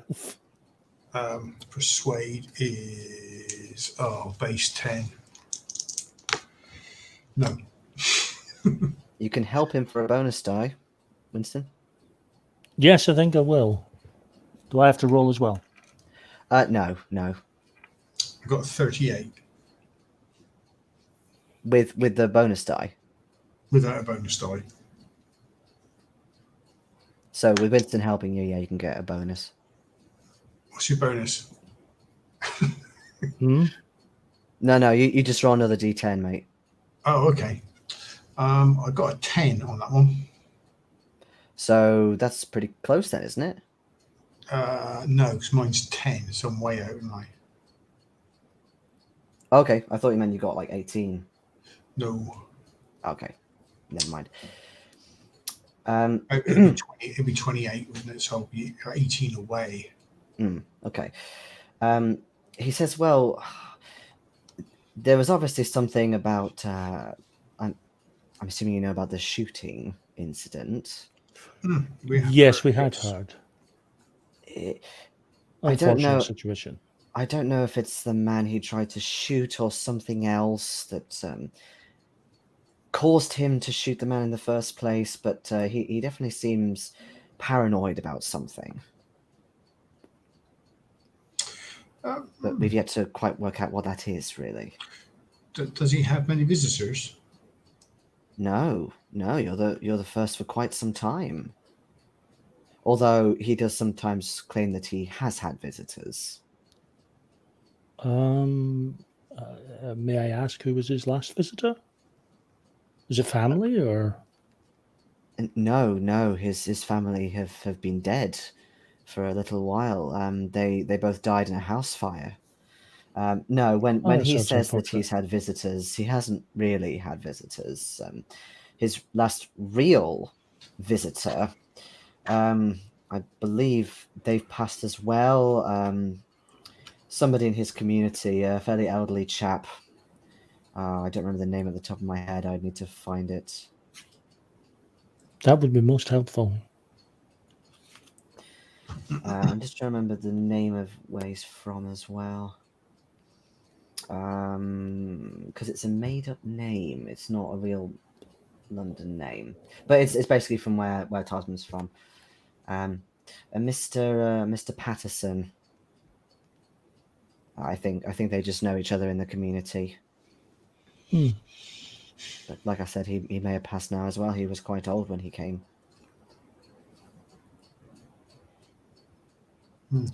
Let's see. And how is he today? Is he fairly stable today, or? Yes, he's been good. He's been quiet. Okay, we might be in with a chance then. At that point, I do sort of look at Perry and go, "Aye, right. Is it the patient? Is the patient usually restrained in some way when receiving visitors, or?" We will escort you to the room, and we will supervise the visit. But we don't try and restrain patients unless they are blatantly being dangerous. Okay. Yeah, well, there's two of us. I'm sure we can cope. I'm sure we. Yes, I'm sure we can. Well, we're not expecting you gentlemen to take these things into your own hands, but we find simply restraining people to be a little inhumane sometimes. Very well. Quite enlightened for his profession. We are quite a prestigious asylum, sir. We are always trying to pave the way in medicine for the insane and deluded,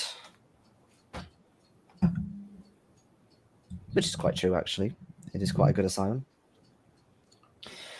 So, yes, they take you on up the wing, and immediately you notice as he's unlocking the door, and there's a couple of other orderlies as well, sort of nearby. He looks a little annoyed, and you can see that the room is dark. And he says, "Oh, Mr. Tilesman, what have I said about the light again? We're going to have to get that fixed, aren't we?" No, that's fine. I like the darkened ambience. That's perfectly fine. Oh, well, if you need any more light, we can always get a candle, perhaps. I think we'll be fine. I think we'll be fine. Yes, I don't want to. If Mr. Tilesman is finding the light difficult, I don't want to unnecessarily upset him. Oh, well, that's So fine. the We will ambience is fine. be out here if you need us. Just well, we'll be able Not to a help you problem. if you need help, I'm sure. Not a problem. Thank you so much for your time. So they literally kind of stand outside, but they do give you room. Yeah. So yeah, he's just sort of he's sitting on his bed at the moment. He's kind of twiddling a bit with the sheets. They're quite dirty. You're not sure if he's maybe soiled them recently. Is there a chair? Yeah, I'll say there's a chair in here. Right. I take the chair. I sit across from him. Mm-hmm. Is there a window? No windows. You notice that the light bulb has actually been, you think, removed and maybe thrown to the ground and smashed. Because you can see it's kind of been detached, but also there's like little shards of glass. And he's not kind of paying much heed to both of you. He's just sort of Mr. twiddling with his sheet. Tilesman, does the light hurt? He doesn't really say anything, but when you mention the light, his eyes kind of widen and his hands start shaking a little bit, and he has to kind of put them on his knees just to kind of steady himself. Yes, that's understandable. Mr. Tilesman, I'm sorry to ask you this, and I will be as brief as I can. I need to ask you, very sensitive question.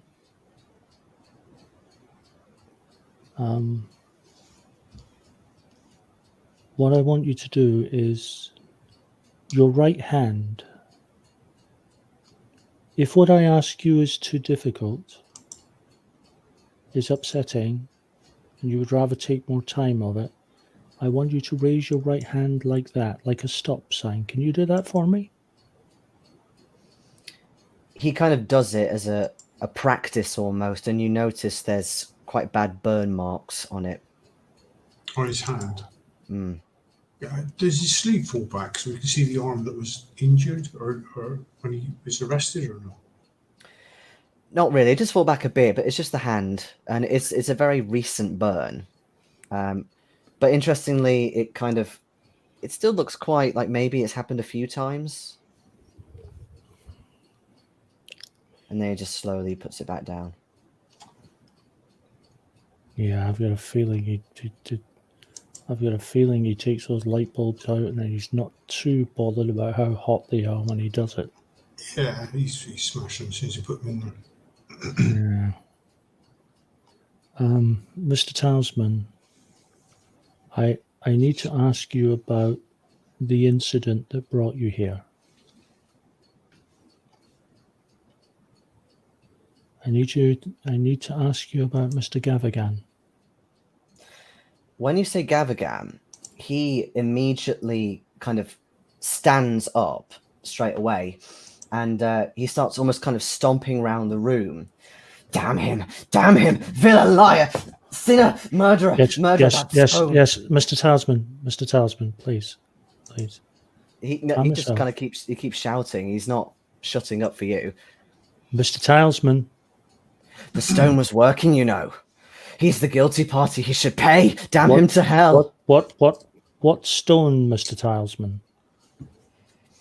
He starts looking outside to see if there are any staff just sort of looking back and forth. Several Don't worry, times. nothing you say leaves this room. We will keep your secret. Come, sit down, please. Sit on the bed, please. Nice and calm. Again, he doesn't sit down, but he kind of turns around and starts twiddling with his hand again and says, "The stone is cursed. I tried to tell them that, but they won't listen. It's hungry." What stone? The stone. The cursed stone. It calls out for blood. Gavagan is to blame for the stone. Do you know where the stone is now? Where was the stone when you saw it last? Banneker Park. The memorial. The stone. Oh, the one he smashed up. The cursed stone. And he kind of goes quiet again. looks back to see if anybody's looking and starts saying, They won't listen. I tell them. I do. They think I'm a nutcase. But Mr. Talisman, we know you're not. We need your help desperately. Please. Can you give me a persuade roll? Well, I can give you a roll. I can't guarantee its success. Mm-hmm.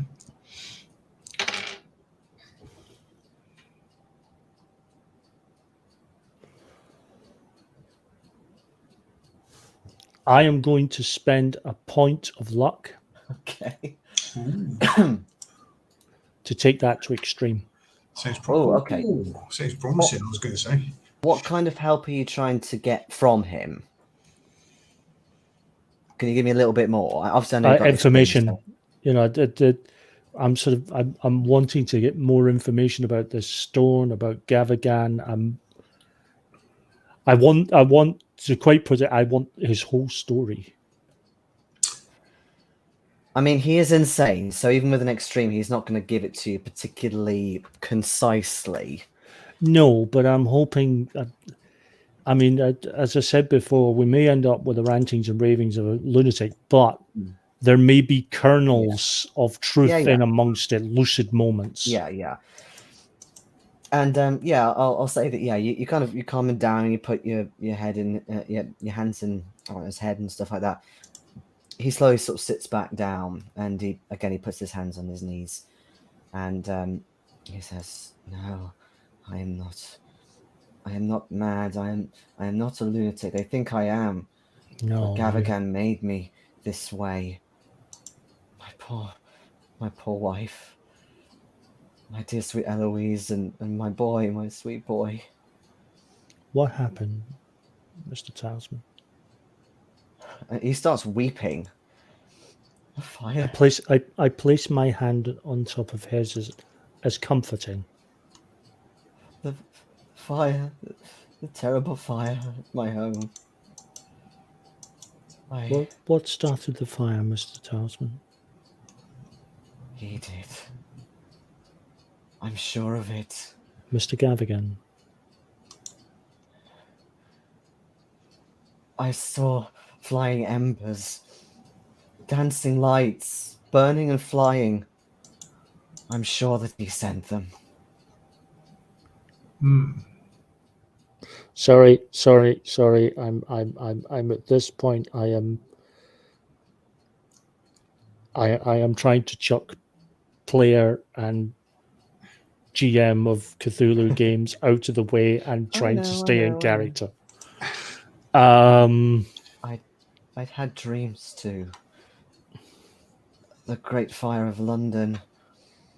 Sometimes I was thrown into a great bonfire by foreigners in the nude, or I saw a great burning star flying, and I awoke from this dream, and smoke. There was so much smoke. I couldn't breathe. I woke Eloise. I woke my son. We tried to get them out. I tried to get them out. How long much before, Mr. Talisman? How many days was this before your when you confronted him at the club? Oh God, now you're asking me.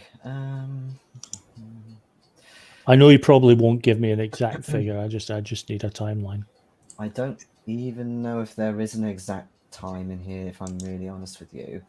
I'm going to assume. I was going to assume it wasn't long after. No, it wasn't long after. Let's say a couple of weeks. Yeah. But he says, but I saw my boy. My boy was on the bed, and strange balls of blue, white, great hot fire floated and just stopped, hanged over the bed, and dropped onto my son.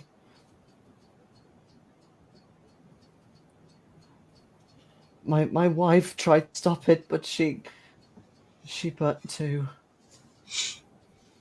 And she and he kind of completely loses his composure at that point. And he kind of he starts actually speaking to this flame. Please take me instead and bring them back, please. Please. And he's weeping now really quite loudly, and somebody, one of the orderlies, is starting to look in. Is everything all right in there, Mr. Talisman? Yes, he's fine. He's just just memories of his family. It's yes, I am comforting him. It's very sensitive. He kind of comes in, as do some of the others, and say, I think you've had enough time now with the visitors, haven't you, Mr. Talisman? Time for you to have a little rest. Mr. Talisman, did you go to Miser House? I'm going to say no, but I'm just wondering if he knows what that is. I don't think he does. No, he at this point he's not really paying attention to you anymore. He's just weeping and weeping. They kind of slowly try and get him up on the bed and give him something to calm him down. I take my Bible, Mhm. and I offer a prayer for him. Okay. Have a bonus die. Ooh. Yay! Just as well I got rid of that one earlier.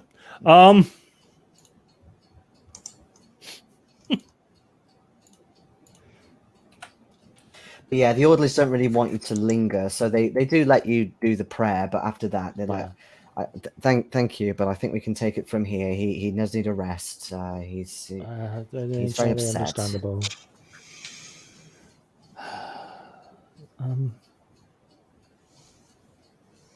That is most unfortunate. Tell me, whilst sorry, I didn't get to ask him probably the most important question. Do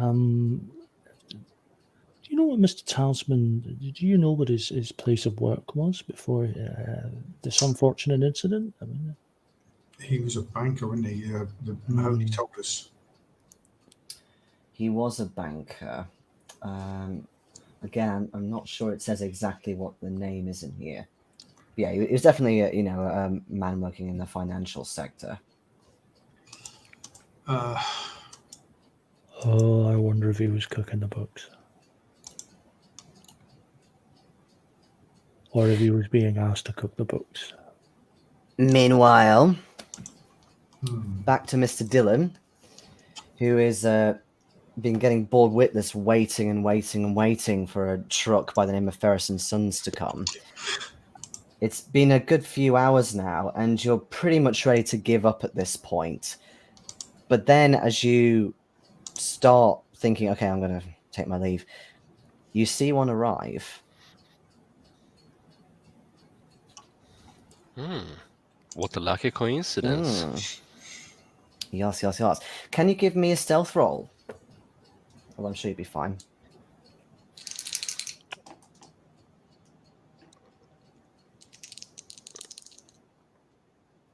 That's Lovely. a regular Okay. pass. So yeah, there's quite a lot of activity around, and it's easy for you to kind of duck behind like a little mound or something like that. But yeah, so you notice they kind of pull up, start reversing back into this warehouse completely, and they close the doors. From what you can see, the people who were picking up these crates were Lascars. So if you don't know what Lascars are, they're basically sort of South and Southeast Asian people. A lot of them would work at the docks around this time, this period, renowned as sailors, etc. But in terms of who's doing the orders or delivering the orders, you could give me a spot hidden roll if you want.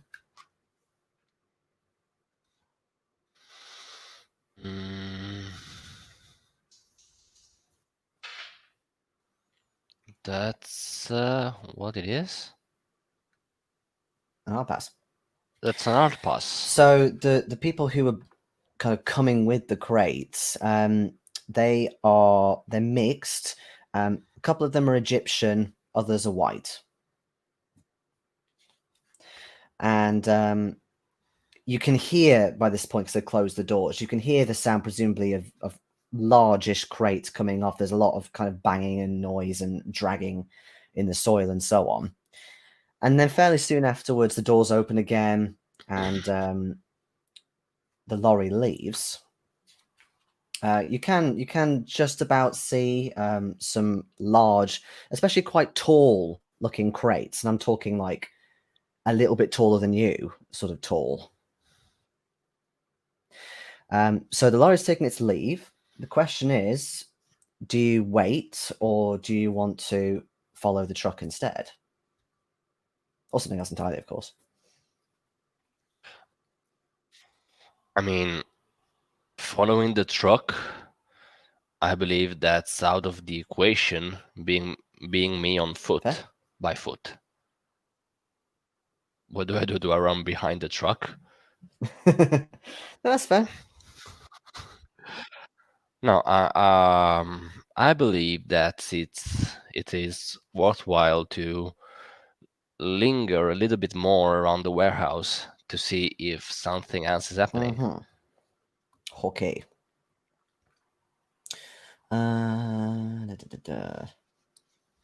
So, a few hours now. So it's going to be sort of getting into the afternoon, maybe only a couple of hours of light left. And yeah, essentially, people start arriving. Now, let me think. More Lascars arrive to the warehouse from somewhere. Don't know exactly where. Possibly even a little bit further up. Maybe another warehouse or something. But yeah, they come in and then they start taking these crates back the way they came. And sometimes it's a bit of a struggle. There's a lot of them though, so they manhandle them and they kind of take them off. You can make me another spot hidden roll at this point from your hiding place.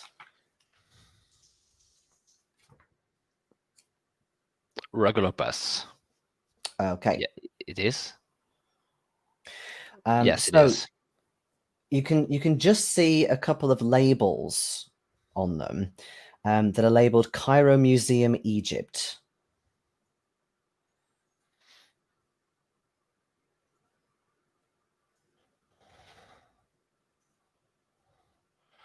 Right. So they are getting things from Cairo here and supposedly taking them to the Blue Pyramid Club, as far as I know. Well, I mean, these guys are taking them on foot at the moment, away from the warehouse, but naturally, given how big the crates are, they won't be going far with them. Yeah, sure. They're kind of heading, if you think of the river, it's just away from the river. Although you did see there was like a basin where maybe a few boats would moor. I'm sorry. There's a what? A basin. It's like an enclosed bit of water where All right. boats All right. would moor. Is there a way to get closer for observation without being observed myself? You can certainly try, Mr. Dillon. Give me another stealth roll, please. No. That's not a crit fail, but that's a big ass one. Okay. You said it was 60, yeah? I got 60, yes. 60, okay. And I rolled an 87. Okay. Okay. Well, they also failed their spot hidden, and it's not as good as your stealth. So what I'll say is that I don't know, maybe you cause a bit of noise in the dirt because you nearly trip. You kind of lose your footing a bit. But you think maybe they've heard it, but they're too distracted in the fact they're hauling these massive crates. So they kind of carry on, seemingly unaware of you. Mm-hmm. And yeah, so they take these crates a little bit further, only like a quarter of a mile, even maybe not even that. And let's just have a look. Yeah, you went to a place called the Regent's Canal Dock. So again, part of this basin. There's various sort of cargo you can see around here that's obviously being hauled onto different ships. And these crates seem to be getting put on a particular ship called the Ivory Wind. Ivory Wind. Yes. What kind of ship is it? Is it a cargo ship? Yeah. It's a freighter of some kind.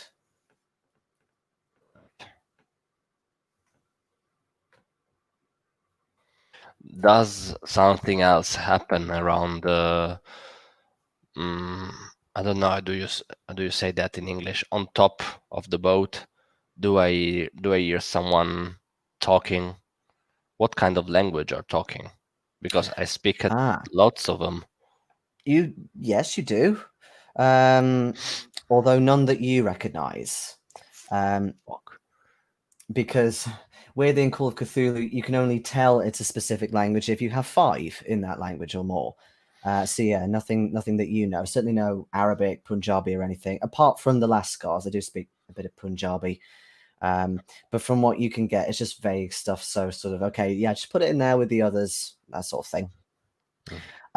There is no flag flying, particularly, but when you might kind of keep watching, you can see the Lascars come off the ship again and start heading back.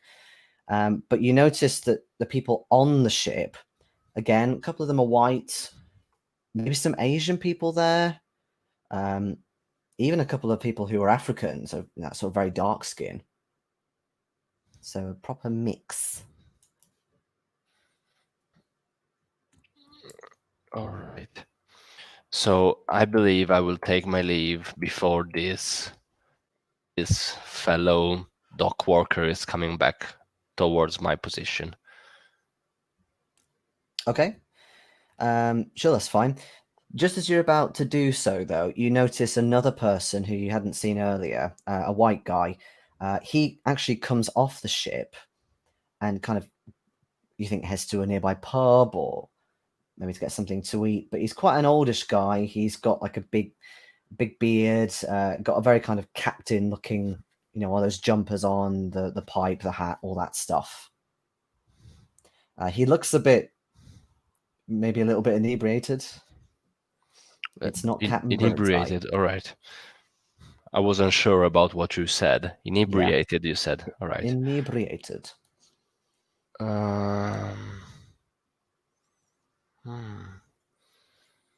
Well, I'll follow him. You'll follow him. Yes. Okay. He's out of the captain. Okay, so bear in mind though, these guys are still coming back. So you'll need to make me another stealth roll if you don't mind. See if you can try and move past them. I don't, but I fail again. Okay. Again, they also fail. So you still get it. So again, you're being even clumsier than before, but they're talking to each other about shifts, I guess, and just ranting about it. So they may have seen you. You don't know.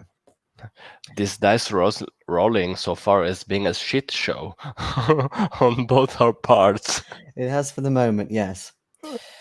But yeah, you follow this supposed captain into a nearby pub, but it's quite a rundown place, quite busy. But again, you blend in fairly well, so it's not too bad.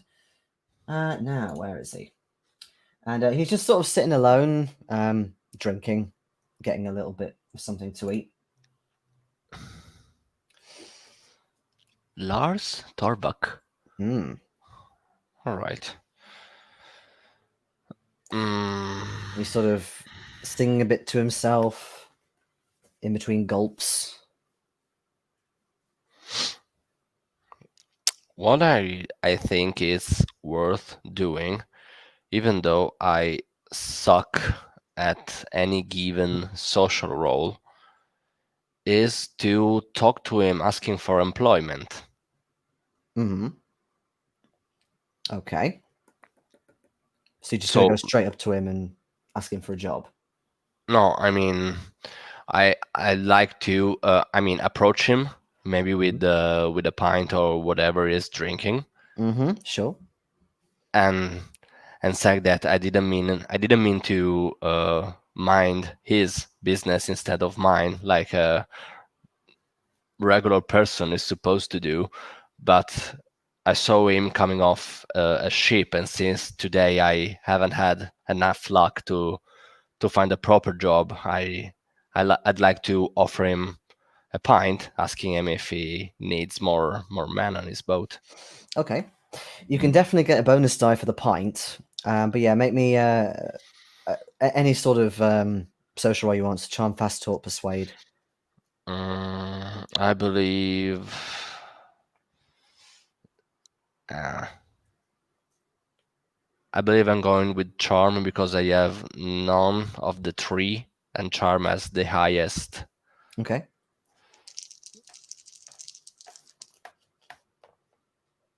Ooh, that's a 3. A 3. Okay. Yes. So it must be his favorite pint because he just sort of takes it and downs most of it and says, my, you've definitely come at a very good time. We are leaving in now 2, 3. We're leaving later. We're leaving later. I'm sorry. All right. Yeah, of course. More time for me to get my stuff dealt with before leaving. Yes, yes. The crates are particularly heavy. Are you strong? I mean, I served in the, what was it called? Just a sec. You served in various things. Gallipoli. Yeah, I was looking for the corpse name. The first thing, Oh. Prince of Wales on Fergozepor 6. You what? Yes. No. I've written it down somewhere. No, I haven't. I thought I had. Never mind. Yeah. So do you mention that to him? Yeah, I mentioned that I served in the Great War. Oh yes, very good, very good. Lots of us did. I didn't. They wanted me though to transport all sorts of guns and things all around the world, but Without you, we wouldn't have made it. So thank you for your service. You flatter me. Wait, what was your name? My name is Nadim. Oh, Nadim. He sort of thinks for a moment. Oh, that yes, you spell it N-A-D. Okay. My name is Lars Torvak from Trollheim. It's a pleasure to meet you, Mr. Torbak. You come here at short notice, but you don't have a wife at home, do you? Maybe wondering where you might be in 6 months' time? I got nobody that worries about my whereabouts. Ah, fantastic. Well, because you probably will still be on the seas with me in 6 months' time. We are going a long way. Where are we going? Well, we're going to a few places to stop. Egypt. Then we are sailing all the way around Indian Ocean, and we get to Shanghai. That's quite a long way. The Ivory Wind is named quite aptly. Yeah, I can see that. I can see that for sure. She has not failed me so far. And I'm sure it will not in your next trip. Our next trip, should I say. Yes, our next trip. But yes, I don't know if there's more crates to do, but I'm and he's Talking about muttering in his head again. Sorry, No, I I was didn't just want saying, to. he's sort of muttering in his head. Talking about these crates again, I didn't mean to mind your business more than mine, but they are big crates. Yes, they are big, bit bigger than usual, but yeah, I mean, I got my fair share of carrying stuff around in the army, but I never came across such a big crate as those. What are they for? no idea. No idea. All right. I've never bothered to open them. No need to. Mr. Chowdhury, he gives me a lot of money to do these, and we've been in business together for. Sorry, Jason. Who years. does so? Mr. Chowdhury, Pranit Chowdhury. Chowdhury. Right. he doesn't he says it's none of my business what's in there, and it is none of my business. My business is to take them from A to B. Sounds fair.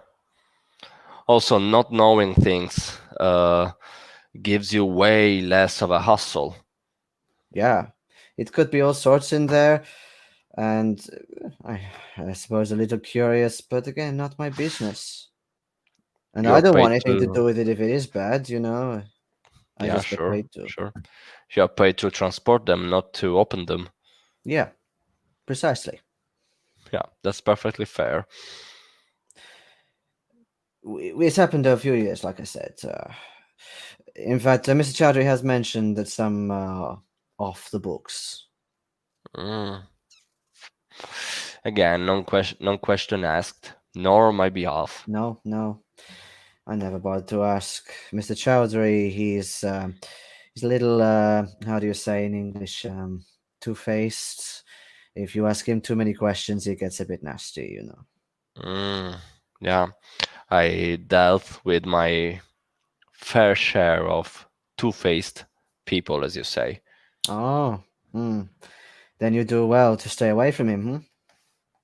Surely will.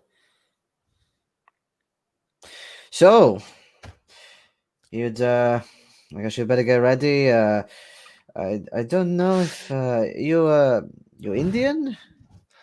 I'm Pakistani? Punjabi. Yeah, Punjabi.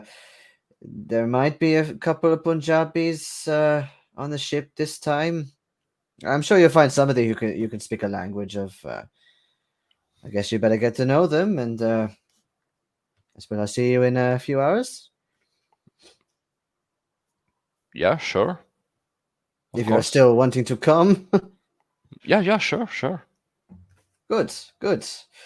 Well, I suppose. Oh crap! I better give you a fee, hadn't I?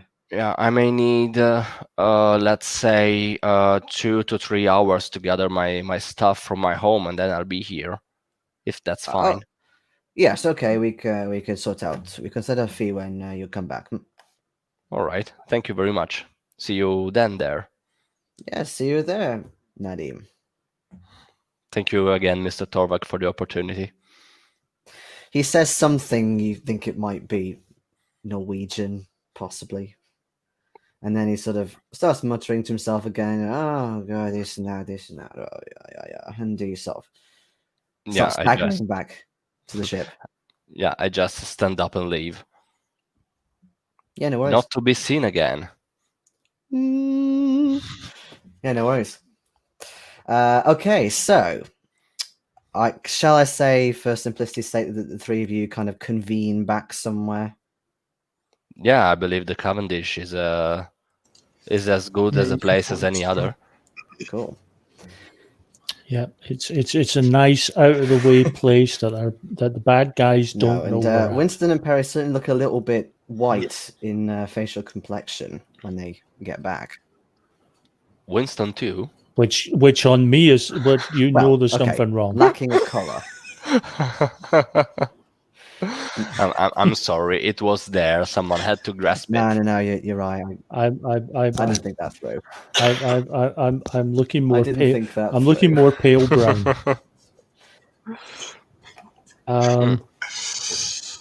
It just reminds me of the Ghostbusters line. Since I've been with this company, I've seen shit that would turn me white. By the way, guys, I'm sorry if I left on such a short notice, but I happened to speak to our common friend, you should say, Yalisha, and she told me about this truck called Ferris and Son.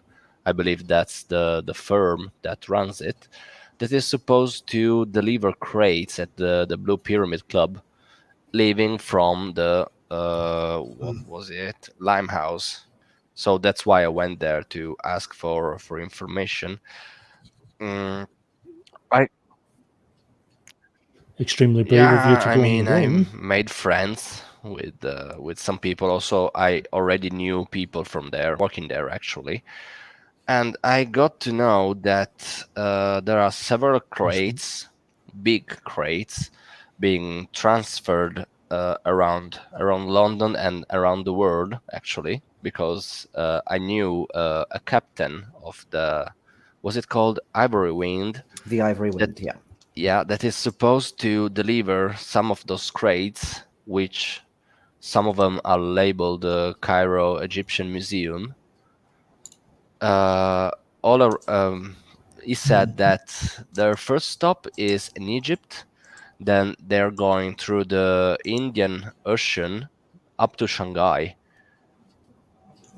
So, given the conversation that you had earlier with Mr. Gaviscon, what was his name again?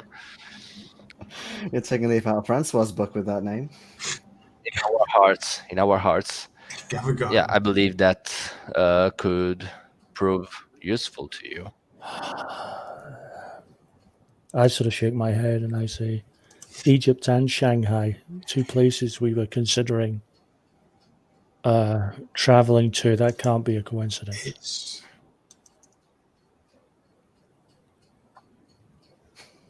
That can't be a coincidence. That 2 places we were looking at. I'm just referring what I found. Yeah, no, I think we have to now consider that this ship is involved. That's how they're shipping whatever they're shipping things back and forth. This may be where he's getting these huge crates that were going down to the basement. Was it the truck picking up people from the club? That I cannot tell. Yanisha told me that crates were delivered, but I don't know if it carried people also. It didn't seem to. Like, everyone just kind of got off and started getting stuff out, you think?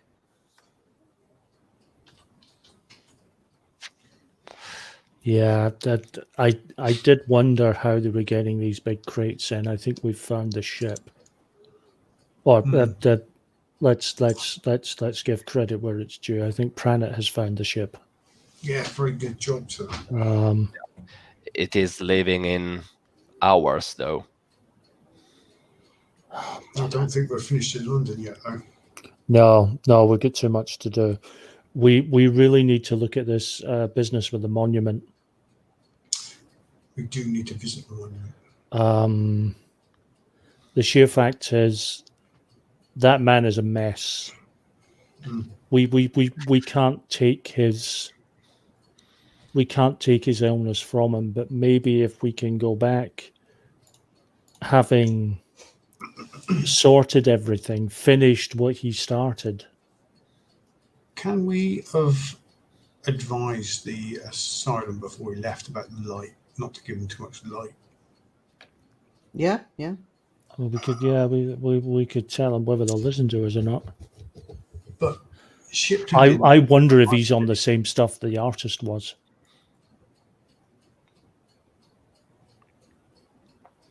Because he had sensitivity to light as well. That would mean Shipley is connected to Gavagan somehow. I know. It's a tangled web we weave when first the GMs start to deceive. I don't know what you're talking about. You know, you managed to say that with an innocent and straight face. I think you deserve a bonus die for that. I've been practicing.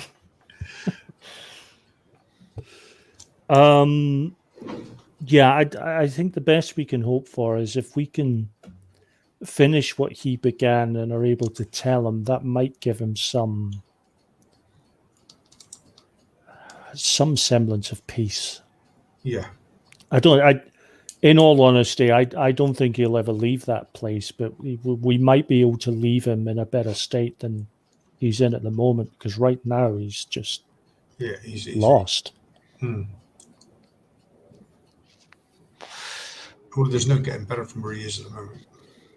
Also, beside this man that you talked to at the asylum, I wouldn't feel good about myself leaving London with potential innocent being harmed by whatever these people are trying to do. Well, I mean, I mean, why he's there, he did. Hmm. But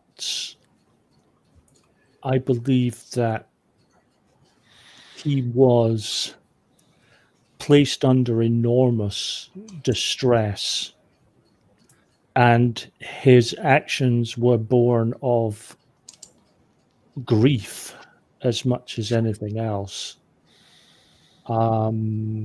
Clearly, the loss of his wife and child plays heavy on his mind. I mean, it's quite tragic, really. I think I think we need to look at that monument. I think the Diamondback can wait to the weekend. I think Saturday morning we find this. We go to the monument. We try and find out. We can try and bribe Mahoney again. I'm sure he can. I can cover the cost of that to see if he can turn up anything. I'd be very interested to find out who bought it, who paid for the monument. That's not the sort of thing London councils tend to put up of their own free will and volition. That's something private investors tend to put up. Tolman had something to do with it, didn't he? What was that again? He was head of committee or something when he put it up. Where? I thought Tileman had something to do with putting up the monument. He received an award or something for. Yes, that's correct. Where's that newspaper clipping gone?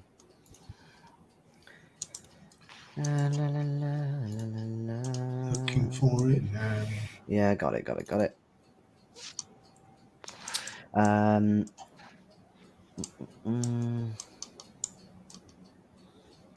see it. Bayswater man arrested. There we go.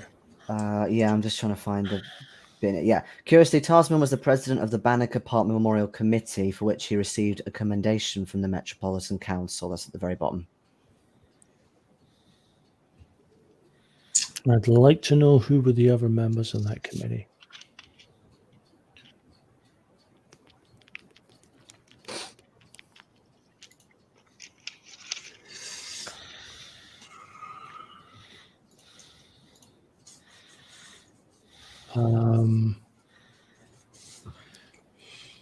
I would be very, very intrigued to see who else was on that committee, because I have a feeling Gavagam was one of them. And if not Gavagam, then an associate thereof. Whether Gavagam went and, maybe Gavagam wanted to deliberately keep himself at arm's length and maybe had a proxy in there, but I'm sure there's ways of tracing him. I'm sure Gavagam was on the committee. We need to find out. Well, the way he's found him was killed suggests there was pressure being put on him, wasn't there, or he was being paid back for something. From what he was saying, there was something wrong with the stone. Something. I hate to use such terms, but I think they're entirely appropriate. Something evil. Tilesman was objected to it. He saw the potential for harm. His voice went unheeded. I think he pushed.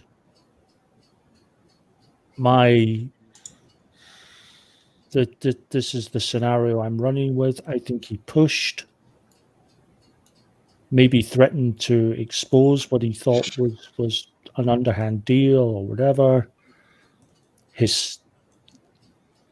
There was the attempt on his life at the house, which instead was responsible for the death of his wife and child. I think that pushed him over the edge. I think the shot at Diamondback was retribution. He missed, which is possibly the most unfortunate thing that has happened out of all of this. and he's ended up in an asylum. I think the only thing that's keeping Talisman alive at the moment is that no one believes a word of him because they all think he's nuts. I've just been looking for the court board. Inspector James Barrington, apparently, obviously he's the one investigating the Egyptian murders. There's also a note here that says he hasn't found any solid evidence of criminal activity at the Blue Pyramid Club. Well, no, that's why he kind of suggested to you when you went to visit him. So I think it might be worth going back to see him. Yeah. Do you think he's got any more information, perhaps on Sharif? Shafiq? Yeah, I mean, he actually might know who the committee members were. Or even Gavagan, if he knows anything about the shooting, he might have tied it because Egyptian murders. He might have talked to Gavagan as well.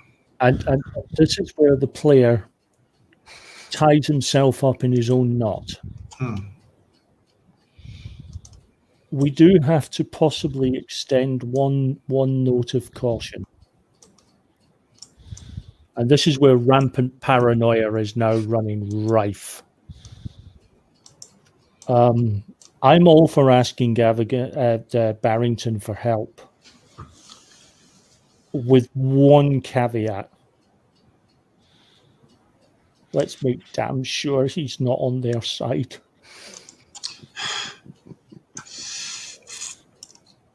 I mean, he's a British police officer, not an American egg, right? Oh, he's fine then. This is what you've reduced us to, Jay. I'm not trusting anyone. Yeah, the There's GM. not one NPC I trust at all. The GM has reduced us to second guessing our second guesses. That was the job of this session. But yeah, I think that's a good time to leave it. So just so you know roughly what time it is. It's about 5 o'clock in the evening, so like dinner time. So if Françoise gets better and suddenly decides to do something at night, then we could go for an evening stroll in the park and have a look at this rock. Evening stroll in that park, I think, would be good. An evening stroll meeting Barrington at that park would be even better, because it's a nice open place with lots of witnesses in case he tries anything. We could call him, ask if he could meet, I suppose. Because he's definitely going to do that. Oh dear. Okay, well, I've made a note of that anyway. We could always suggest we've got some leads. We can always phone him up and suggest a meeting. We could say we've got some evidence for the Blue Pyramid Club. Yeah. We'd like to talk to him about certain aspects of this investigation that are causing us stress. All of it. It's a dancer willing to squeal to the cops. But oh my god. Agent, stop it! No, it's fun. Cool. Second guessing, we're third guessing our second guesses of second guess. We're tying ourselves up in knots here because we don't know who to bloody trust. Mm-hmm. Yes. I hope you enjoyed it nonetheless. Yes. As always, mate. As always. It's an insanely... I mean, it's a brilliant campaign, but oh my God. People talk about horror and they talk about horror as it's all blood and guts and ghosts and shit like that. But horror is just as much about paranoia and fear and just bad choices to make. Yeah. That's the true horror. As I said before, I think we're getting to the point where we don't have a good option. We just have the least worst one. That's the way it looks right now. Although I can just envisage Becky come in as Françoise and go, "This person did it." Just straight away. No, they did it. Yeah. Yeah. But yeah, it's just so. it's not so much that there's twists and turns, it's the fact that we have just enough evidence to make us distrust everyone, but not enough to make us trust them. I mean, look at that court board, all that evidence. So much, That So it just started. so much information, yet you know nothing. Cool. Well, I'm going to cut the broadcast. Thank you, Steve, for watching. Yeah. Thanks, See you Steve. later, Stephen. Thanks very And much. thank you, Braden, for listening later. Brendan as well. Yes. At some point, yeah. Although it's like 5 a.m. for him at the moment. Cool. We will see you next week, and also on SaaS Corporation. Bye bye. Yeah. Bye.